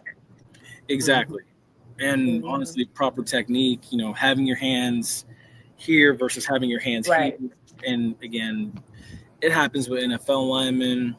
It's going to happen. So I wouldn't surprise me if we see holding calls both ways Saturday. Yeah, but you know what? The one thing we really got to get in, and this is not on players, we cannot keep getting delay a game or losing timeouts because we're not watching the play clock. And if it's twice. There's 2 games. Come on. Coming out of halftime or coming out of huddle or coming out of timeout, that makes it even worse. Like, something got it. Come on now. And it was one point during the game where literally the clock ran down and they were just like looking like it was like they did not know that the clock had run down, and they still was just sitting there. It was like nobody was watching the clock at all. Like they still RJ still getting to play, and I'm just like, do y'all not see that the play clock has completely ran down? And it was almost like the refs kind of gave them like an extra 2 seconds before they did. They really did. They chilled. Like, I'm trying to let you go. Bruh, I'm trying to help you snap the freaking ball. They did give them like an extra second or 2. Yeah. Need that electric punt return or kickoff returns. Yes. No, I agree. And that comes with the blocking too. It does come up that's part of blocking as well. And in the Howard game, as well as our first 2 games, I don't think they really they didn't kick to us a whole lot, or did we just do some fair catches at FAU? They kicked us. Were they kicking it in the end zone, or they were kicking it to us? No. As far as punt return or kick return, punt return we had a couple of them. We just ain't really do nothing with them. Don't know what. Kick return, they only scored once, so we probably had like 2 or 3 of them. I was watching the FIU game and I was like, dang, I miss Will Hoyt. I was like, man. And Chaney. Speaking of that, Chaney doing his thing for sure. Number 8 in the nation. That boy is he looked good in that game. He was all over the field. He was flying around for real. And I'm still proud. You know, I'm watching Willie. We was doing the when we did the watch party. Of course, there was a lot of FAU people in the chat, and so they were cool. And I was like, Willie gonna get our lick back next week. So then one of the FAU fans was like, who is this Willie y'all keep speaking of? And we was like, oh, you gonna find out next week. Don't worry, Willie coming to get our lick back. Because and that's actually like that's one game that we're picking for tomorrow, for the Running Gun podcast and everything. I do think FIU is going to pull that out. Now, I'm not bold enough to put a parlay on it. I'm going to leave that one alone, much like Clemson and Georgia Tech. But I do have faith in Willie that they can get it done. What are they playing on? No, they play at FIU. They playing at FIU. Okay. Yeah. At Pitbull Stadium. So the record is 8-2. If Willie, let me tell you something. So I'm from Miami. If Willie win this game, they might extend his contract. I'm serious. It's that big of a thing. The rivalry is 8-2 in favor of Florida Atlantic. 18-2. FAU has beaten them 18 times. Oh my gosh. To 2. Yeah, because FAU is a fairly new program. 2001 is when they. So 18 times FAU has beaten them over. I was watching a coach's show, and I'm telling you, they literally are talking about aside from them making a bowl game, this is the biggest game of the season. Wow, I always wondered, like, I mean, you're from down there. Yeah, from. Why do they play it early in the season? I feel like that should be played late in the year. A Shula Bowl. I don't know. That's just how it. That's how it falls. The Shula Bowl. Shit. They call it the Shula Bowl. I don't know. It was a point in time where if we just won the classic, we had a good season. Literally, literally. Sure, I remember that. I think that Willie carries that same sentiment over because he was talking the same way that it reminded me of when he would talk at our stuff. When he'd be like, it's certain games you just don't lose, and the Florida Classic is one game that you don't lose. And I think he feel the same way about this FAU game. Yeah, if he win this game, man, I'm telling you, it's gonna be a big it's gonna be Taco Tuesday all up into it. They gonna be ecstatic, okay? It's good. I mean, I think he does. So I think he pulls it off. What's taking Vaughn so long? He in a meeting and he said he was trying to get on, but I'm gonna give him to about 9:30. Then after that. Okay, cool for me. Bishop, what you think? You think Willie gonna pull it off? I'm a Willie fan. I don't give a damn about that. Yeah, I mean, I always think back to it, it's like, you know, how Willie referred to it, you know, even how Earl Holmes used to refer to it, you know, he always would say, you know, you have to win homecoming, you got to win the classic, you know, those two games are, you know, job savers, you know, Yep. like Billy Joe lost both of them his first season in '94, and then came Did back. he? Yeah, he lost both of them. That's the crazy thing people don't remember is, like, '94, Billy Joe lost to Morgan State, and then he came back in '96, and all he did was drop 86 on Morgan State. Yeah, and I do then not remember Billy Joe losing the classic and homecoming all in 1 year. it's in there. It's in, like, and then he goes on to win 7 straight Florida Classics. Like, he does not lose another one until, like, the last 3 years that he's in Tallahassee. And then he never lost homecoming again, like, the whole time he was there. Like, because I remember, like, I was going into Target one day, like, ahead of the game on homecoming, and the Tallahassee Democrat had it, like, big, bold in print. Like, I think it was, like, we knew Reuben Carter was getting fired at this point. But it was, like, FAMU's, like, 10-0 since this point on homecoming. Like, will it continue today against, like, an A&T team that's lost, like, 24 games or 25 games in a row? And again, you know, they pulled it out and they won. So it was. Hey, y'all into like stocks and stuff? Sure. Yeah. Don't get Ashley started on that. Ashley is the one who's talking me through it. She helped me get my little public What's account up, stuff Ashley? started up. Let's connect. Now don't give me too much. Now what you do? It depends on what level you on. I'm right now. I'm buying and holding, and I'm just trying to learn the options game. Okay, I can tell you that I'm not good at options, but I can do the basics, like just the basics to know if a company is even worth buying into, and then, you know, like that trend analysis and all that stuff. So, who are you buying into yet? Who am I buying into? My big holders is I'm bullshitting, but now Nvidia for sure. I knew you was gonna say Nvidia. Yeah, Nvidia is a hot one right now. I got it's this company called Joby Aviation. It's a flying taxi company. Oh wow. Okay. Oh, I did see you talking about that before. Okay. What's the podcast, Ashley? Say Earn Your Leisure. Earn Your Leisure. Mm-hmm. Yeah, so I listen to Wall Street Trapper. Okay, yeah, Wall Street Trapper definitely is a lot more stock focused. Well, he's really only stocks, and he kind of does a good job of telling you where to buy into and what's important and what to look out for. So yeah, I haven't paid attention as much, but I do know who he is.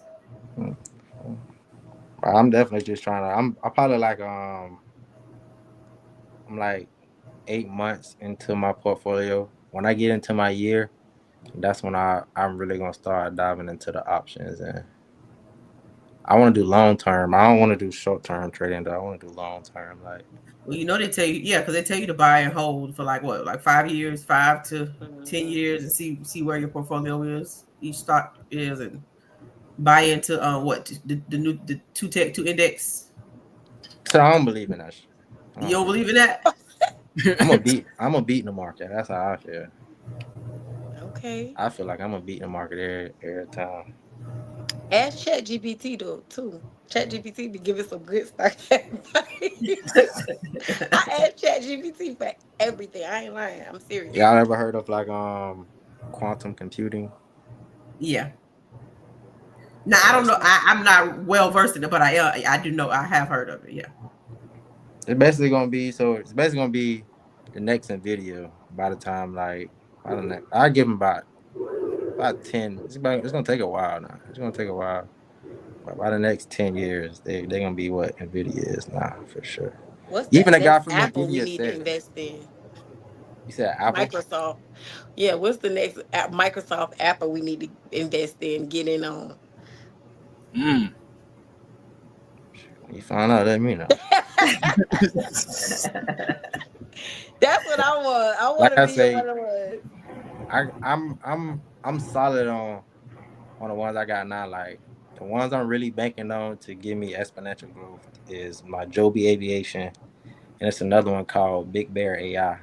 They do facial recognition in airports, and they also do they got a lot of military projects.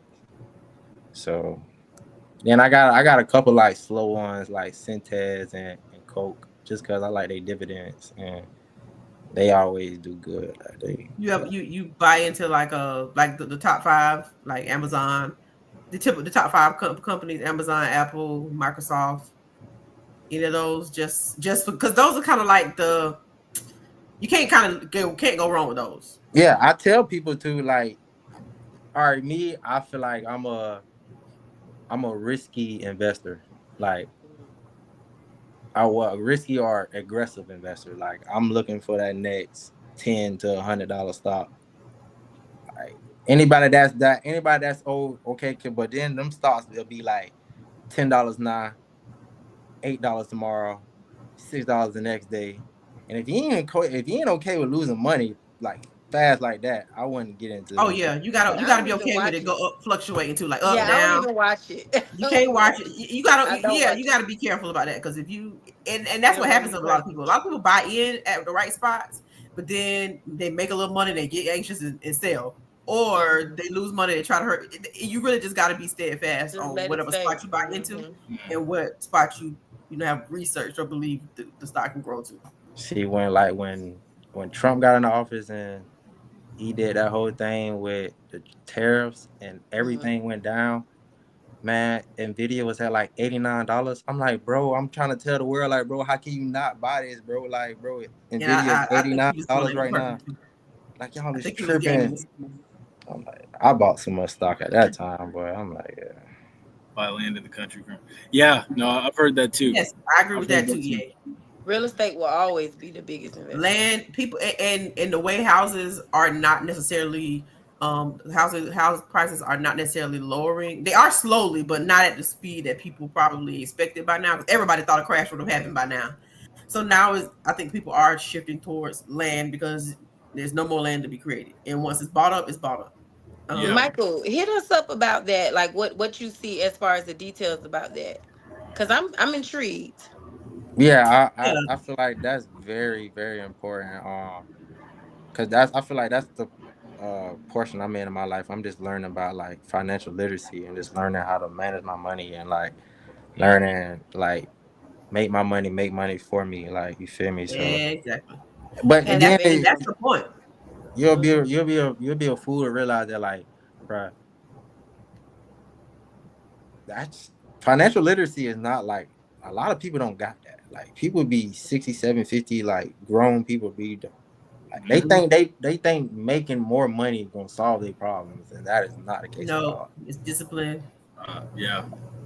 No, it's not, and it's funny because myself and Troy were talking on Sunday, and we're actually in the process of probably creating an app that we're going to work on for which really is technically not a Fang Exchange thing, but just financial literacy in general.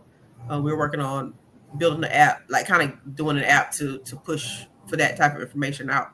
I was in banking before in my initial career path. I graduated from FAMU, and I just watched so many people who just don't understand the bare bones basic financial literacy, don't have discipline behind it, because it's not just getting a lot of money. You know how many wealthy people who got rich and went broke because they still didn't have the literacy part. They still didn't have the discipline and the wherewithal to put the money in the right places, in the right investments, stuff like that. So you're right. There should be so much more than just somebody could drop $1 million on all of us independent, and all four of us could do different things with it. Some good, probably some bad, depending on what our habits are. If you making $100,000 a year, but you add up all your expenses and they come up to $75,000, $80,000 a year, you're not making. You're broke. You're broke. And we have to understand that $100,000 a year is not the same in 2025 as it was in 1995. It is not a big deal. It's not a big deal. $100,000 in 1985 is not $100,000 in this year, because cost of living is increased, inflation, all the things. So you really have to grow at a rapid rate. And if we're being honest, salaries are not growing as fast as inflation is. So no, it's not. It's It was still the hard. pinnacle of success back then. If you got to 6 figures, it was the pinnacle of success. It's like, oh my God. But now it's nothing. Nah, I think. Nah, that might be the senior. Or that might be the son. Yeah, no, that's Pat. Yeah, because I spoke with him on Facebook. Thanks, Pat. We hope to have you on next week on Tuesday and everything. Looking forward to chopping it up with you and everything as well. Pat, if you haven't already, if you're still watching, definitely, Ashley and Tasha, get in contact with him on Facebook. I mean, y'all see his profile picture now. So, talk with him, let him know how everything works and what you guys are doing and everything. So, because I'm sure y'all would love to, chop it up with Pat. Absolutely. Absolutely. We love to have a conversation with Pat Bonnett. Yeah. For sure. Hey, so this is a good question. Are y'all in today's market? The American dream is buying a house. Are y'all homeowners? Are y'all more in favor of being homeowners or renters right now? I'll be honest. It's. I'm not too sure if it's still the American dream. Is it? I see so much commentary about folks would rather just rent and allow whoever owns the home to deal with all the things that come with it, property taxes, home repairs, all the thing. And if we're being honest, with interest rates being at the level they are, like, it's starting to be cheaper to rent, which is kind of crazy to think about because it was almost never that way as we grew up. It was always cheaper to own, but the renting and the owning is starting to level out, if not go in the opposite direction. Because when your washer messes up, when your roof needs to be repaired, it's on you to pay for it. So if my rent is $1,200 and my mortgage is $1,000, but I have to do all the repairs, it's kind of coming out more for me to own that home. Now, in the long run, from an investment perspective, it depends, because you could have, if your house poor, then it doesn't feel great to own your home, right? But if you bought into at a reasonable property value, and that property value increases, then now you have an investment property with some leverage and some equity. So, well, I'm gonna say this: I am a home owner. I do own my home, and I purchased a new build. And I'm gonna say the reason I'm saying that is because I think that when you're talking about purchasing, I think especially for the home that you live in, it is best to get a new build, right? And also it's best to things that I learned. My family is really, really big into real estate. My father and my mom, they own probably about 16 properties, investment properties, commercial, things like that. So I have my real estate license in Florida, and it's kind of like our family business and things like that. So it was always ingrained in me to own my own home. But as a single person, a single household, it can be a lot. That's why I would recommend, like I said, getting a new build home, because then you have less of the stress of fixing things up and if things go bad. But what you cannot ever, like right now, if I needed to get my hands on 5 or 6, 5 figures, I can do it because I have enough equity in my house. So, you know what I'm saying? but with that, so you have a lot more homeowners than you have buyers. So you heard the term of, they call them accidental landlords? I've heard that before.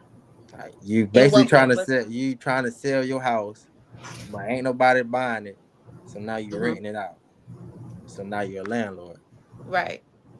So do you think somebody would buy the house in today's market? Or are you just talking about taking a loan out on your house? So when I talk about equity, I'm not talking about equity. I'm talking about a line of credit, a HELOC. You know what I'm saying? So I can, for whatever, if I needed money for my child's tuition, if I needed to purchase another investment property, I can get my hands on, XYZ amount of dollars to be able to do that. And actually, that's what I'm about to start doing now. Moving into that towards the end of the year, I'm going to get my first investment property, but I can use the equity in my home to flip that. You know what I'm saying? And so not even on the selling tip, because I believe that you should hold on to your real estate.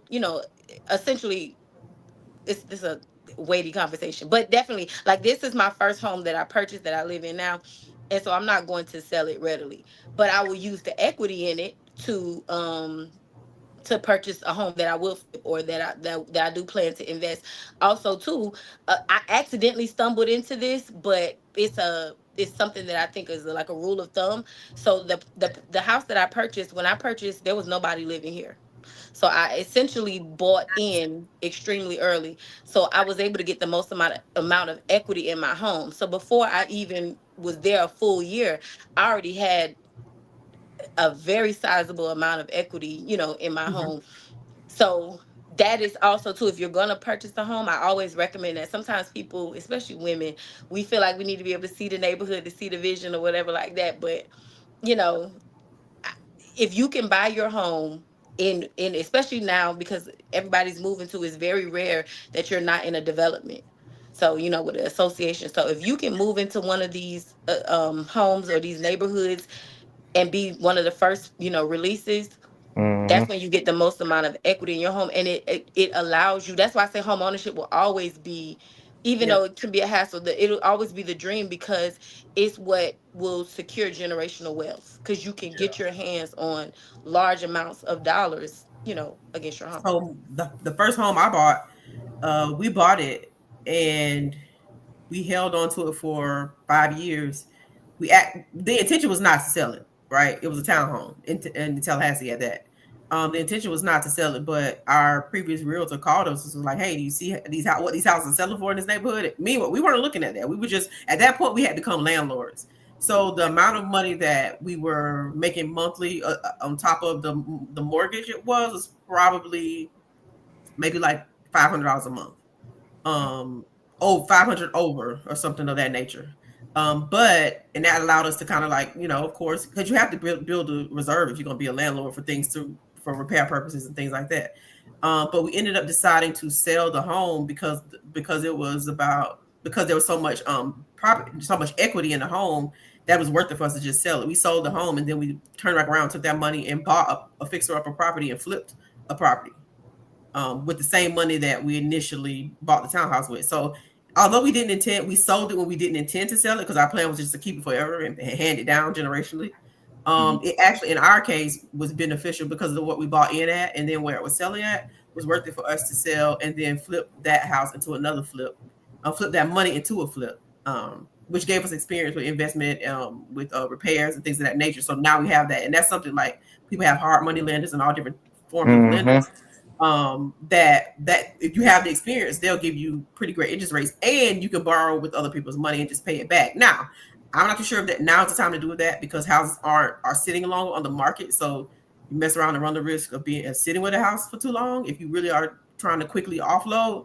But it's never a bad thing to own, if we're being honest. I don't think, sometimes it's depending on how long you can stand to hold your investment. The time factor may matter. If you're one of those people that can hold for 5, 10, 7, 20 years, then you'll probably be okay, because the house market fluctuates up and down over that time. But if you're trying to do a quick flip like what we did, we were blessed enough to get out of it in and out fast before this current stagnation has happened, because we flipped our house just before the stagnation that's going on right now has happened. So right now we just sit back watching the market, because I kind of got a feeling it will eventually, housing crisis will topple over, unfortunately, for some people who kind of get caught up in that. But land, I'm more interested in land than anything right now. So I can check the MLS. Michael, just hit me up. And as far as what EA was saying, so the tiny homes, that only works in certain markets, in certain areas, and more swanky, or like areas that are gentrifying. So like Wynwood in Miami, New Orleans, the areas that were considered hood, that they're kind of gentrifying. DC, Harlem, not Harlem, I'm sorry, nowhere up north. But like when I say those areas like that are kind of gentrifying, the tiny homes work in. They're not going to work in Tallahassee or things like that. And ultimately, when you're talking about rent, I have a friend, I'm gonna tell you right now, I have a friend, she has a 2-bedroom in South Florida, and she pays more for her rent than I do for my mortgage. No. And I have a 5-bedroom. It's some cities where you I gonna have, pay. yeah, I have a 5-bedroom, 3,000 square foot house, and she pays more for her 2-bedroom apartment than I pay for my home. That's crazy. Another thing is, I see a lot of, I see some people in the chat referring to like FAMU alums being able to get REITs and buy up land around university. And I'm from Tallahassee, as it was mentioned before, and my home church is literally that big pond behind the stadium. My home church is right on Saxon Street. So you can see my home church is like 2 streets behind the stadium. And there's so much opportunity. Now, don't get me wrong. It is very much a south side. Yeah. And it is what you think it is. That'd be the thing too. Like, you got to run the risk of people paying the rent and. Well, that's the thing. But if you go towards the snake where they built the new snake, and you just look where they built that snake, it's totally different, and it kind of just like slowly encroaches right into that, right behind our stadium. And do I think that those folks will come that far in? No, because I think the trench is too deep, heavy for them to come that far in. But they don't mind staying right there on the edge and the outskirts, and they're slowly but surely rebuilding those houses right across from that large snake park that they built.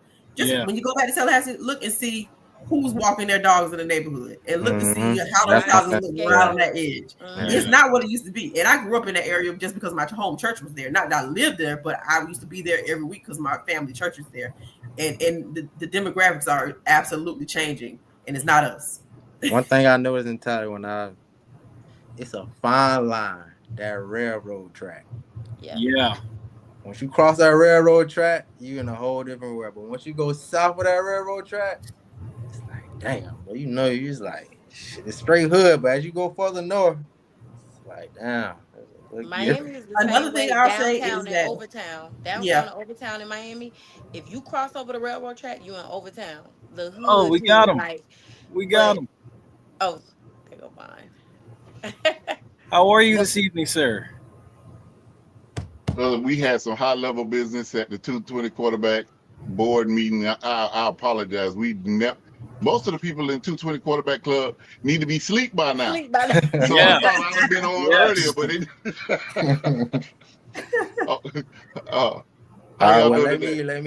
let me introduce Mr. Vaughn Wilson the right way. Yes, sir. FAMU Hall of Famer. Used to punt for FAMU. Does everything for us. Ever since I've been on campus, has been a guy that always supported FAMU with anything that we do.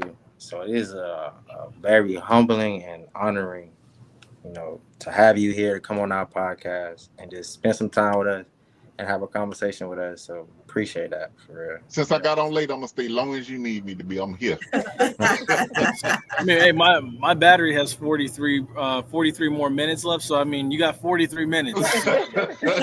All of it. Oh man. But yeah, Vaughn, it's good to finally meet you. For me, I mean, I know Tasha and Ashley and Bishop finally met you, but for me, it's good to finally meet you. Of course, I mean, I love what you're doing with the 220 Club. Personally, last week I thought you should just shut the comment section down. But, I mean, we actually like a little spice in there because it keeps people coming. I can't clean it too much. You know what I'm saying? Okay, I let them do something so they come back.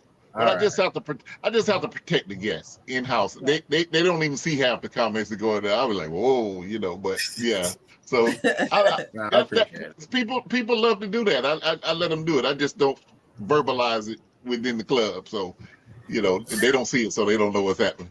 Now, my next question is: so with the 220 Club, are y'all the ones that give out not give out, but are y'all the ones that put up for the Bolitnikoff Trophy that goes to the best wide receiver in the country? Because I heard Desmond Howard refer to that. I want to say maybe about 5 years ago he mentioned that. I just wanted to confirm with you how true is that. Award.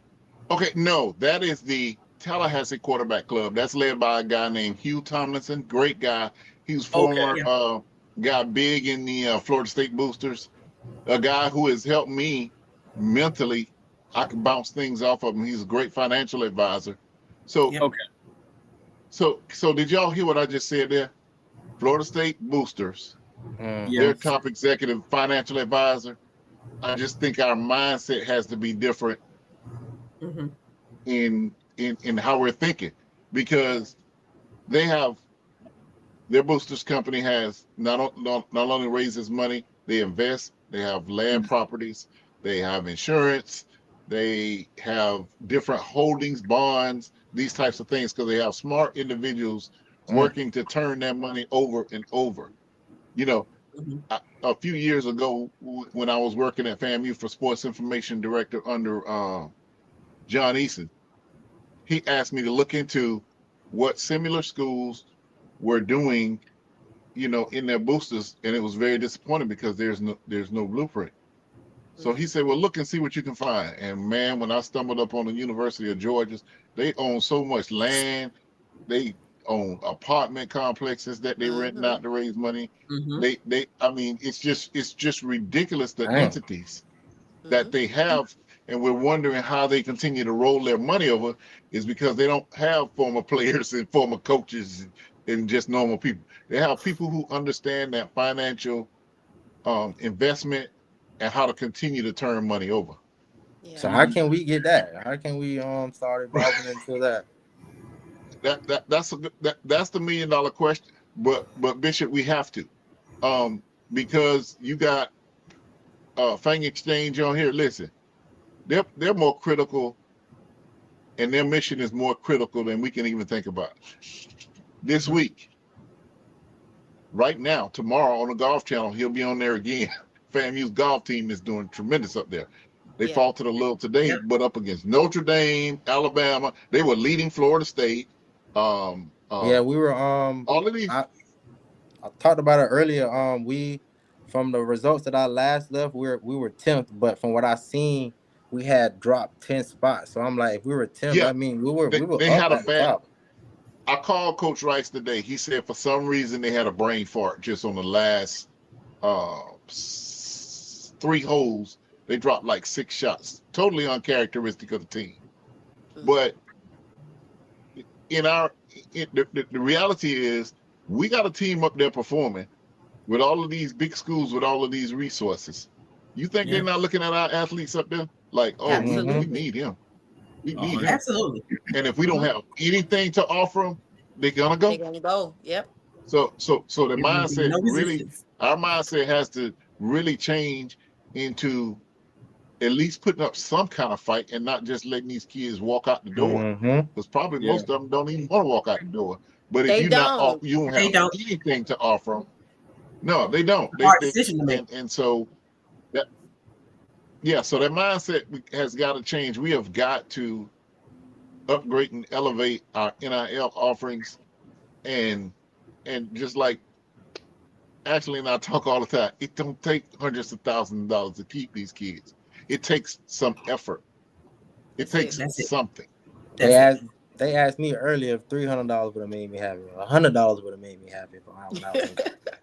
I'm telling you, $100 a month would have made me happy in college. Yeah, because you think, Bishop, you know that some of these players, not all of them, but some of the players, whatever money they get, they might split it and send the other half home. Yeah. You know what I'm saying? That's just the reality. So and they start thinking about their families, man. I got to do something to help my family. And then they have to make that drastic choice. Like, man, I love FAMU, but I'm going to go to Backwood State because they're going to give me $5,000. Yep. Yeah. That's the reality of it. So we have to address it and not keep acting like it's going to go away. It's going to get bigger. Yes. Yep. That's why I made a mission. I pledged on here today. I will join the Fang Exchange. I will become a member today. I'm going to keep promoting them every Tuesday on our podcast. That's good stuff. We definitely want to get this going. And big shout out to Vaughn as he's on here with us, because I told him when we talked privately, I'm like, you get it, and he's one of the prominent influential voices in our space with FAMU athletics and just FAMU as a university. So it means a lot for him to understand it, to get it from all levels, to even see other universities do it and how they do it.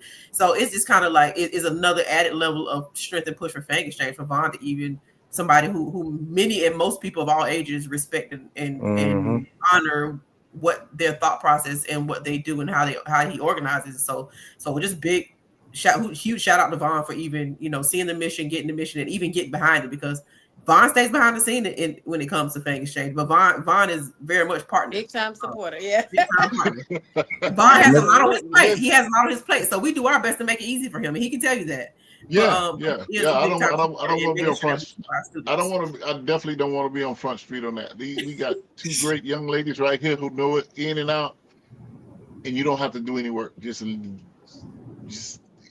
get it to them, and they know how to make the players happy and make it happen. Because, like I said, at the end of the day, it's hard for a guy to sit there and try to think, I'm gonna go out here and play the best, and he got a sister at home that could use a pair of shoes for middle school or whatever.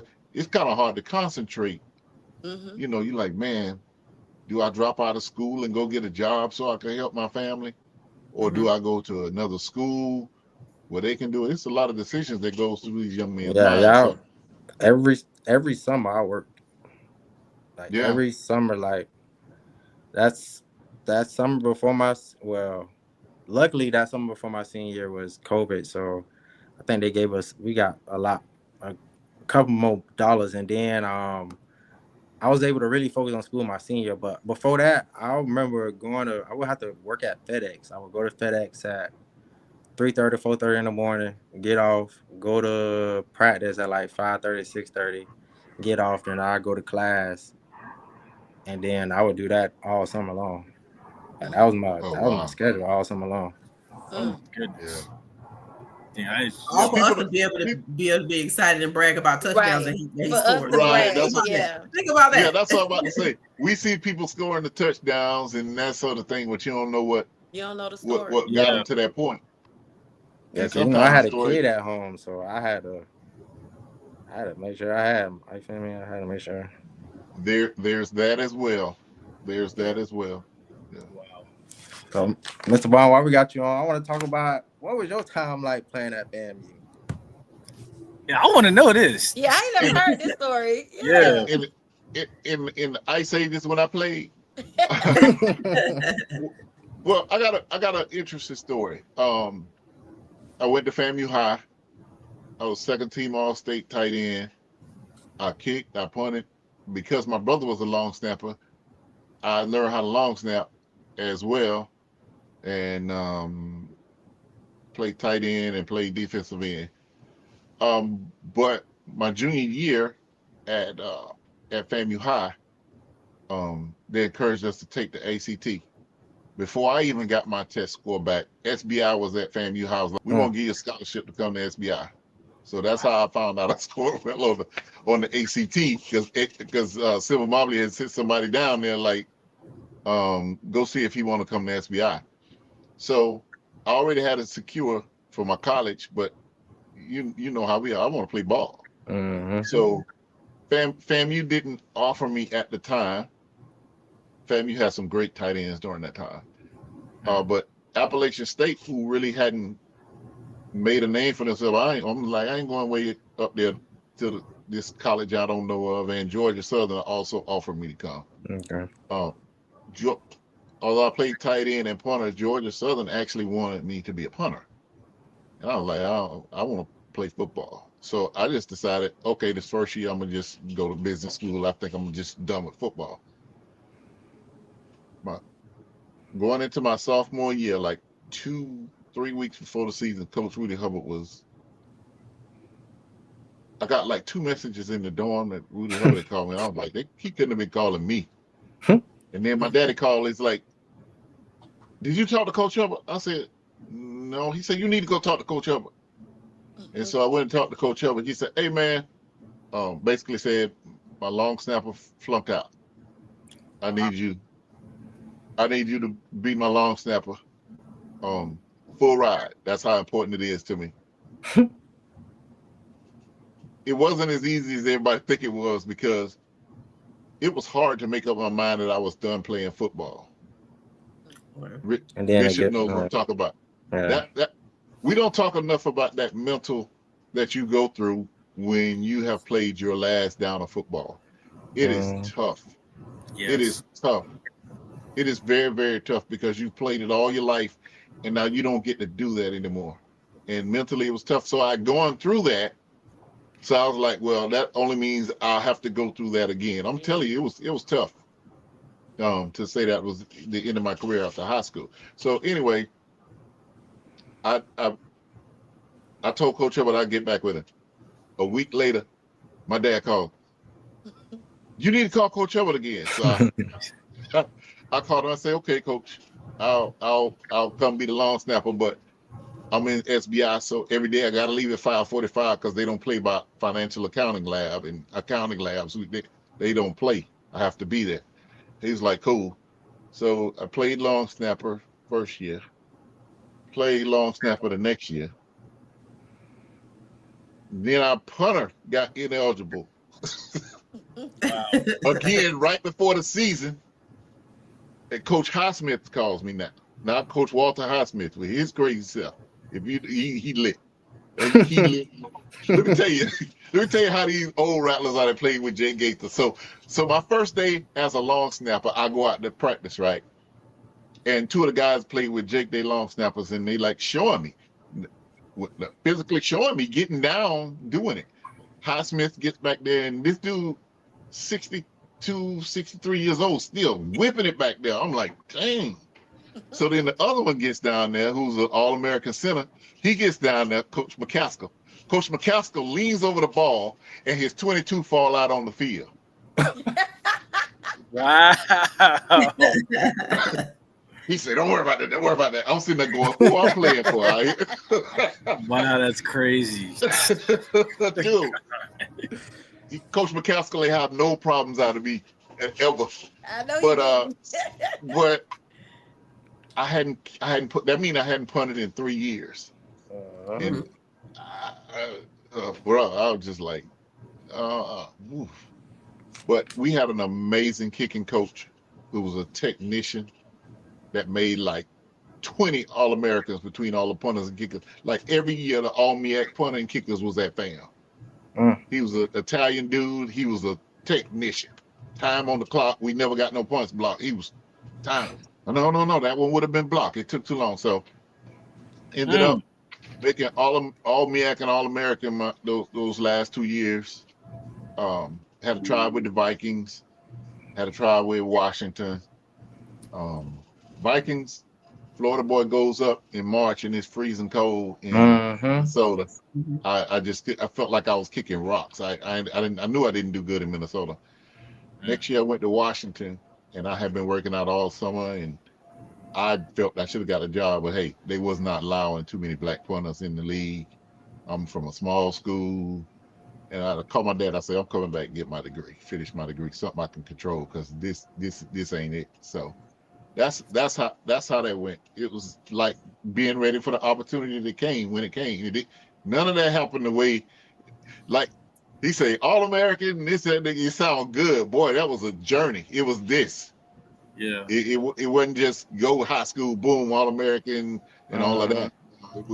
Not a chance. So I've been blessed to be around FAMU for a very long time. So that's why I do my part to try to do whatever I can to like help us going, bro. FAMU is a great thing for people, for families, for our community. Like you mentioned COVID, like if you really think about what FAMU did in COVID, they turned the stadium into a testing site, bro. Yeah. For this whole community. And it was not just for black people from all over this region, because it was people coming from Georgia that had to get a COVID test to go to work. Yeah. But I'm just saying our university handled like a champ, and did like 700,000 tests and many more vaccines. So that's what I'm just saying. It's things like that over the years that make FAMU great. When I think about Althea Gibson, bro, and I had a chance to go up New York last week, I get choked up because we at FAMU have not. We talk about her and we give her a little props, but no, she's different level. She's different level than we have done. She's different level. y'all probably younger and don't understand who Billie Jean King was. She was like one of the most famous white women to play tennis. She adores Althea Gibson, and she said, y'all talk about Jackie Robinson and how hard it was for him to do what he did. It was even tougher for Althea because she was a woman. And that's when it really hit me, man. So just like that's the greatness that FAMU has accumulated. People like that we undervalue Althea, and you get up there and the whole damn US Open to the final match has her logo on the court, on the marquee screens, all up and down the streets of Flushing, New York. Is Althea. That's why they brought all them people from FAMU to honor her. So this school that we talk about, that we love only a little part of the greatness of our school because we don't even know about everything. And I've been around a long time. But like I said, it's just been accented the last few years how great Althea Gibson was. How amazing we had the guy that made them create the zone defense. Bob Hayes was so damn fast that nobody could guard him one-on-one, and coaches designed.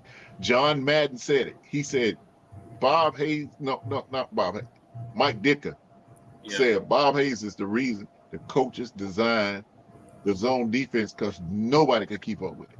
Yeah, the cover too. So I mean, these are like people among our history, and we can't forget that, because when we forget it, we diminish who we actually are. So were you before or after Greg Coleman? After. I used to shag balls for Greg Coleman, and that's one of the reasons. That's one of the only reasons I kept punting after high school, because shagging balls for Greg and his cousin Vince came after. Vince Coleman, who was the great baseball player, he was the punter after Greg. Okay. Now Greg Coleman's the one, he does the radio for the Vikings, correct? Yes. Okay. Viking legend, the first full-time punter, black punter in NFL. Right. He went to my high school. We went to the same high school, graduated same college. So anytime we connect, anytime I see him. Well, the crazy thing is, he texted me today and say, I'm in town tomorrow. I'm gonna come by the 220 Club. I was like, oh, great. Yeah, I mean, Greg is one of those greats. So it's funny that you brought that up, man. Yeah, because I was just doing starting this podcast, and just one show a week is I'm trying to get so many people. It's bro, it's so many people you can get for just one show a week. It's bro, it's so many. Crazy. It is. I mean, Vaughn, if you're able, next week we're gonna have Pat Bonner on the show as well. So the Mad Bomber, y'all got the Mad Bomber on next week. Yes, sir. When I tell you that boy can throw, man, good gosh. Yeah. I mean, who gets in the Hall of Fame that played 1 year? Yeah. His record for that season is untouched, and he didn't even start the first game. Wow. He didn't start the first It was the third game before he became the full-time starter, and that boy threw for over 4,000 yards. Wow. Yeah. That's a bad man. I met a guy. It's funny, in the airport, I met a guy that went to Norfolk that played against Pat Bonner, and when I brought it up, dude almost went into shell shock. And I remember, because that was Pat's first game, the breakout game, and they beat Norfolk 80-7 or something like that. Oh, 80. They run 80 up on them up in Norfolk. Pat was throwing the heck out of them. So Pat is the real deal, and he and the boy that we was on there playing with me and my daughter still got PTSD from Pat Bonner throwing them touchdowns. Yeah. It's crazy. Before I went down to Miami, that Friday morning for the Orange Blossom Classic, I was watching a couple games from that '98 season, and I'm looking at it and I'm like, my God, you don't get this kind of accuracy anymore from the quarterbacks. You talk about, we're talking 60 yards down the field on a dot. Yeah, on a dime. Pat was different, bro. Pat Pat was different. That boy could sure enough throw it. What would you say is the state of FAMU right now? The state of FAMU right now is, the best way I could describe it is limbo. Because without an athletic director guiding the department, you got a new president in that you don't know what her goals and objectives are. She's starting to verbalize those.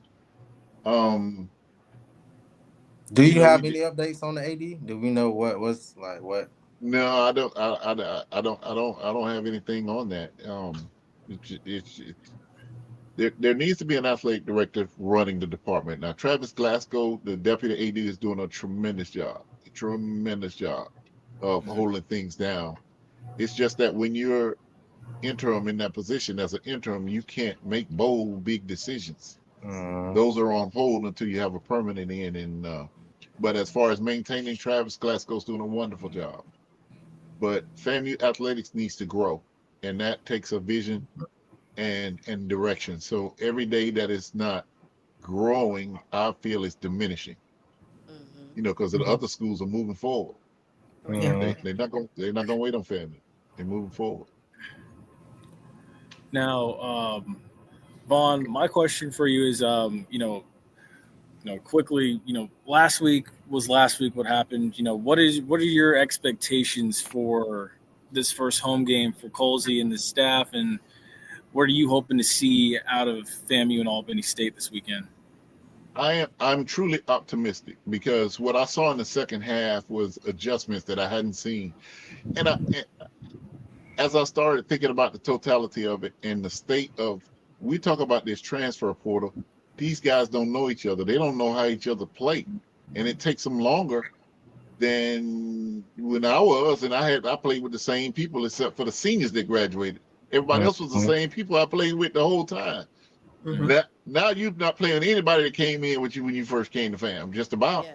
So your team's having to learn each other, and that learning curve, FAMU's not the only one. There are teams that are figuring it out on the fly. I feel in that second half of the FAU game, they started figuring things out. So if they can run that into a good week of practice this week, and Albany State is undefeated, and they're good. Isaiah knows their quarterback plays really well. He transferred from Navy. I saw him several times last year. He can spin it, and they've got some good, tall receivers. I think our bulk on the defensive line and offensive line are going to be our advantage. Thad Franklin's had a turf toe, so he's been, but I'm understanding he's getting better. Bo Somerset's doing a great job, and number 28, who I can't remember his name. So I just think the big boys, Caleb. Yeah, I just think if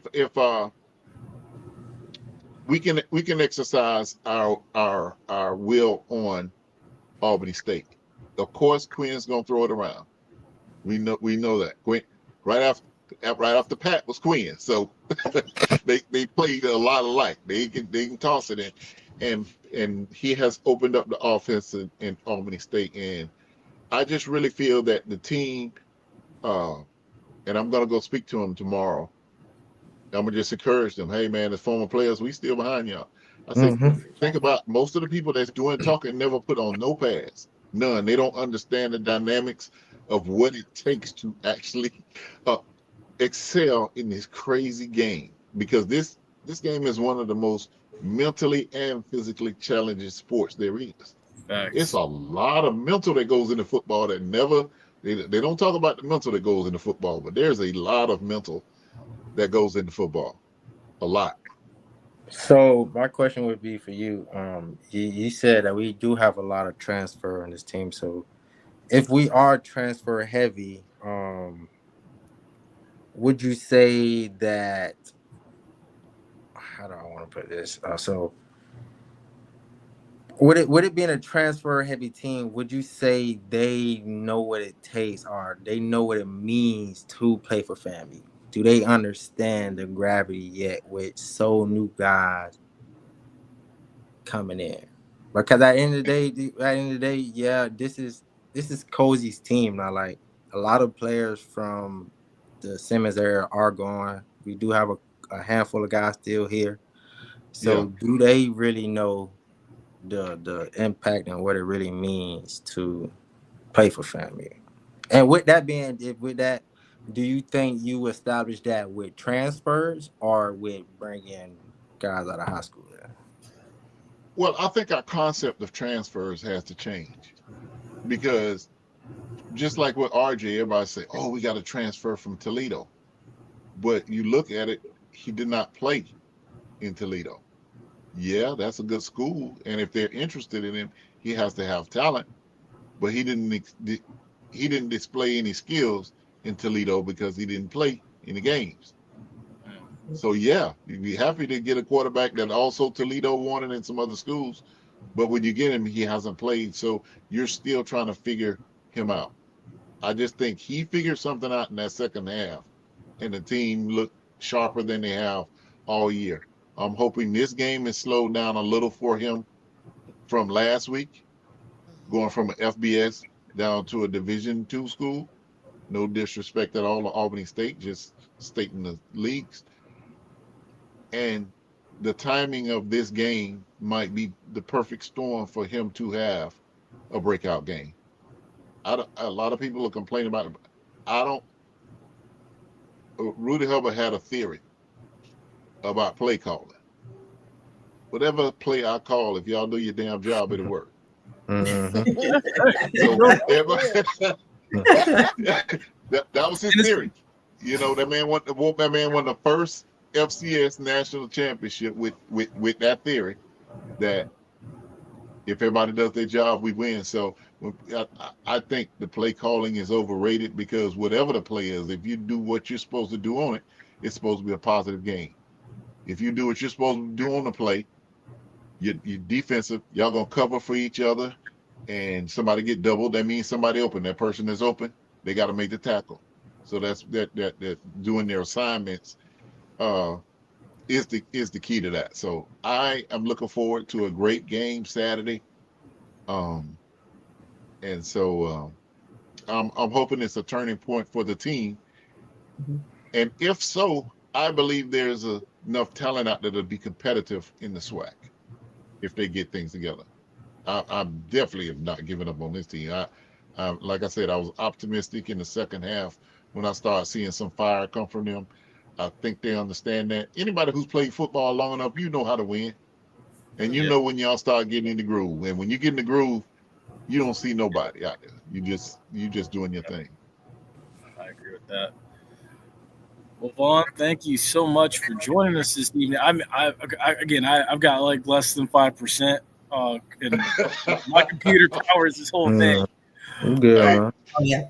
So, we'll definitely have to bring you back on sometime, Vaughn, for sure. I would love to talk about you more. Bishop got my number. I'm like Boss Man D-level. Get at me. Yes, sir. Yeah, I appreciate you, Mr. Vaughn. I appreciate you, Tasha and Ashley, for coming on and spending time with us and just talking with us. Yeah. Absolutely. Yeah. Appreciate y'all for real. And let me just say this real quick. I applaud y'all for doing this podcast, because so many like mainstream things don't dig down to the granular level we need to dig down to, because they're not going to talk about what would be talked about in this forum. Mm-hmm. You're not going to get it anywhere because they don't understand like you all understand. So I applaud you all, because forums like this are needed so that we can just inform one another about things. So kudos to you guys and ladies. Thank you. I appreciate y'all. And if y'all got any announcements y'all want to make, where they can catch y'all at, y'all can please feel free. Well, for Ashley and Tasha, and of course, as well too. Y'all definitely see where they can find y'all at too.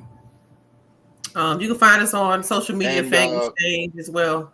And then we actually have our individual pages as well. She has her own page. She wants to shout it out, she can. But Fang Exchange for sure. The DM is always open. Social media as far as Facebook, Instagram as well. But you can always find us there. You can go to our website as well. Email us. We're happy to speak to you and have as many conversations as we need to help you understand, help you get comfortable, and help us contribute and compensate and do some name, image, and likeness for our student athletes across the board, not just any one sport. All the sports we look to support. In closing for me, countdown to kickoff. Be sure to join this Saturday. I'm not sure what time yet because I am driving up like Saturday morning. So whenever I get to Tallahassee, maybe an hour after is when I'll get started. Vaughn, whether you've seen that show or not, you're welcome to join. It's on the same channel, Penalty Talk. Okay. And then, of course, as well, too, I don't know how much of fantasy football or pro football you're into as well, but, join us tomorrow night, Run and Gun Podcast, 8 p.m. We'll be talking about, the NFL games for the weekend and, recap and other college games that are going on the same weekend as well, too. But we will definitely Saturday be talking about this one. So, yeah. And then, of course, Vaughn, where can we find you on, Instagram or on Twitter? Most of my content is on HBCU Game Day, but Vaughn R. Wilson on Facebook, DJ Ace 2000 on Instagram, and that's where you find me. Okay. All right. And also find them at the 2020 Club. Make sure you're supporting the 2020 Club on Wednesday. So we all love to come and hang out with our seasoned Rattlers. By the way, next week we got Charlie Ward at the 220 Quarterback Club. And they just announced today that FAMU will be playing Florida State. I'm excited about that. Yes, sir. Yeah. Hey, I got a question though, Mr. Vaughn. Hey, some of them questions in there though be funny as bro. Oh, bro. How do you hold it? Y'all have to go to y'all have to actually go. It's even better when you're in person. I'm telling you. Oh, Ashley, no, she sat in there with the folks. It's hilarious. I love it. It's so fun. Oh my goodness. Yeah, but the questions in the chat, they next level, bro. I sometimes I go over there and I just start scrolling. I'm like, boy, y'all got a whole different forum going on over here in the chat. They not funnier than the ones in the actual room. Right. Some of them ladies, coach. All of them call them coach. It was one lady on that last week. She was like, they told me not to say nothing. Well, I ain't gonna say nothing, but me and you gonna have to talk. She talks every week. I know her voice by now. Yeah. Yep. But I think that's it for me tonight. Appreciate it. I think you about to lose him for the night. Yeah. Power this dude. Yeah, we about to power it down. Okay. All right, man. Y'all have a good night. Yeah, I'm about to lose it. Hangs up. Yeah. Whoa, let me go get to a charger. Oh. Hold up. Nah, just close it, bro. Just end it.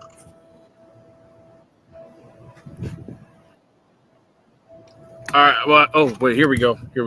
Yeah.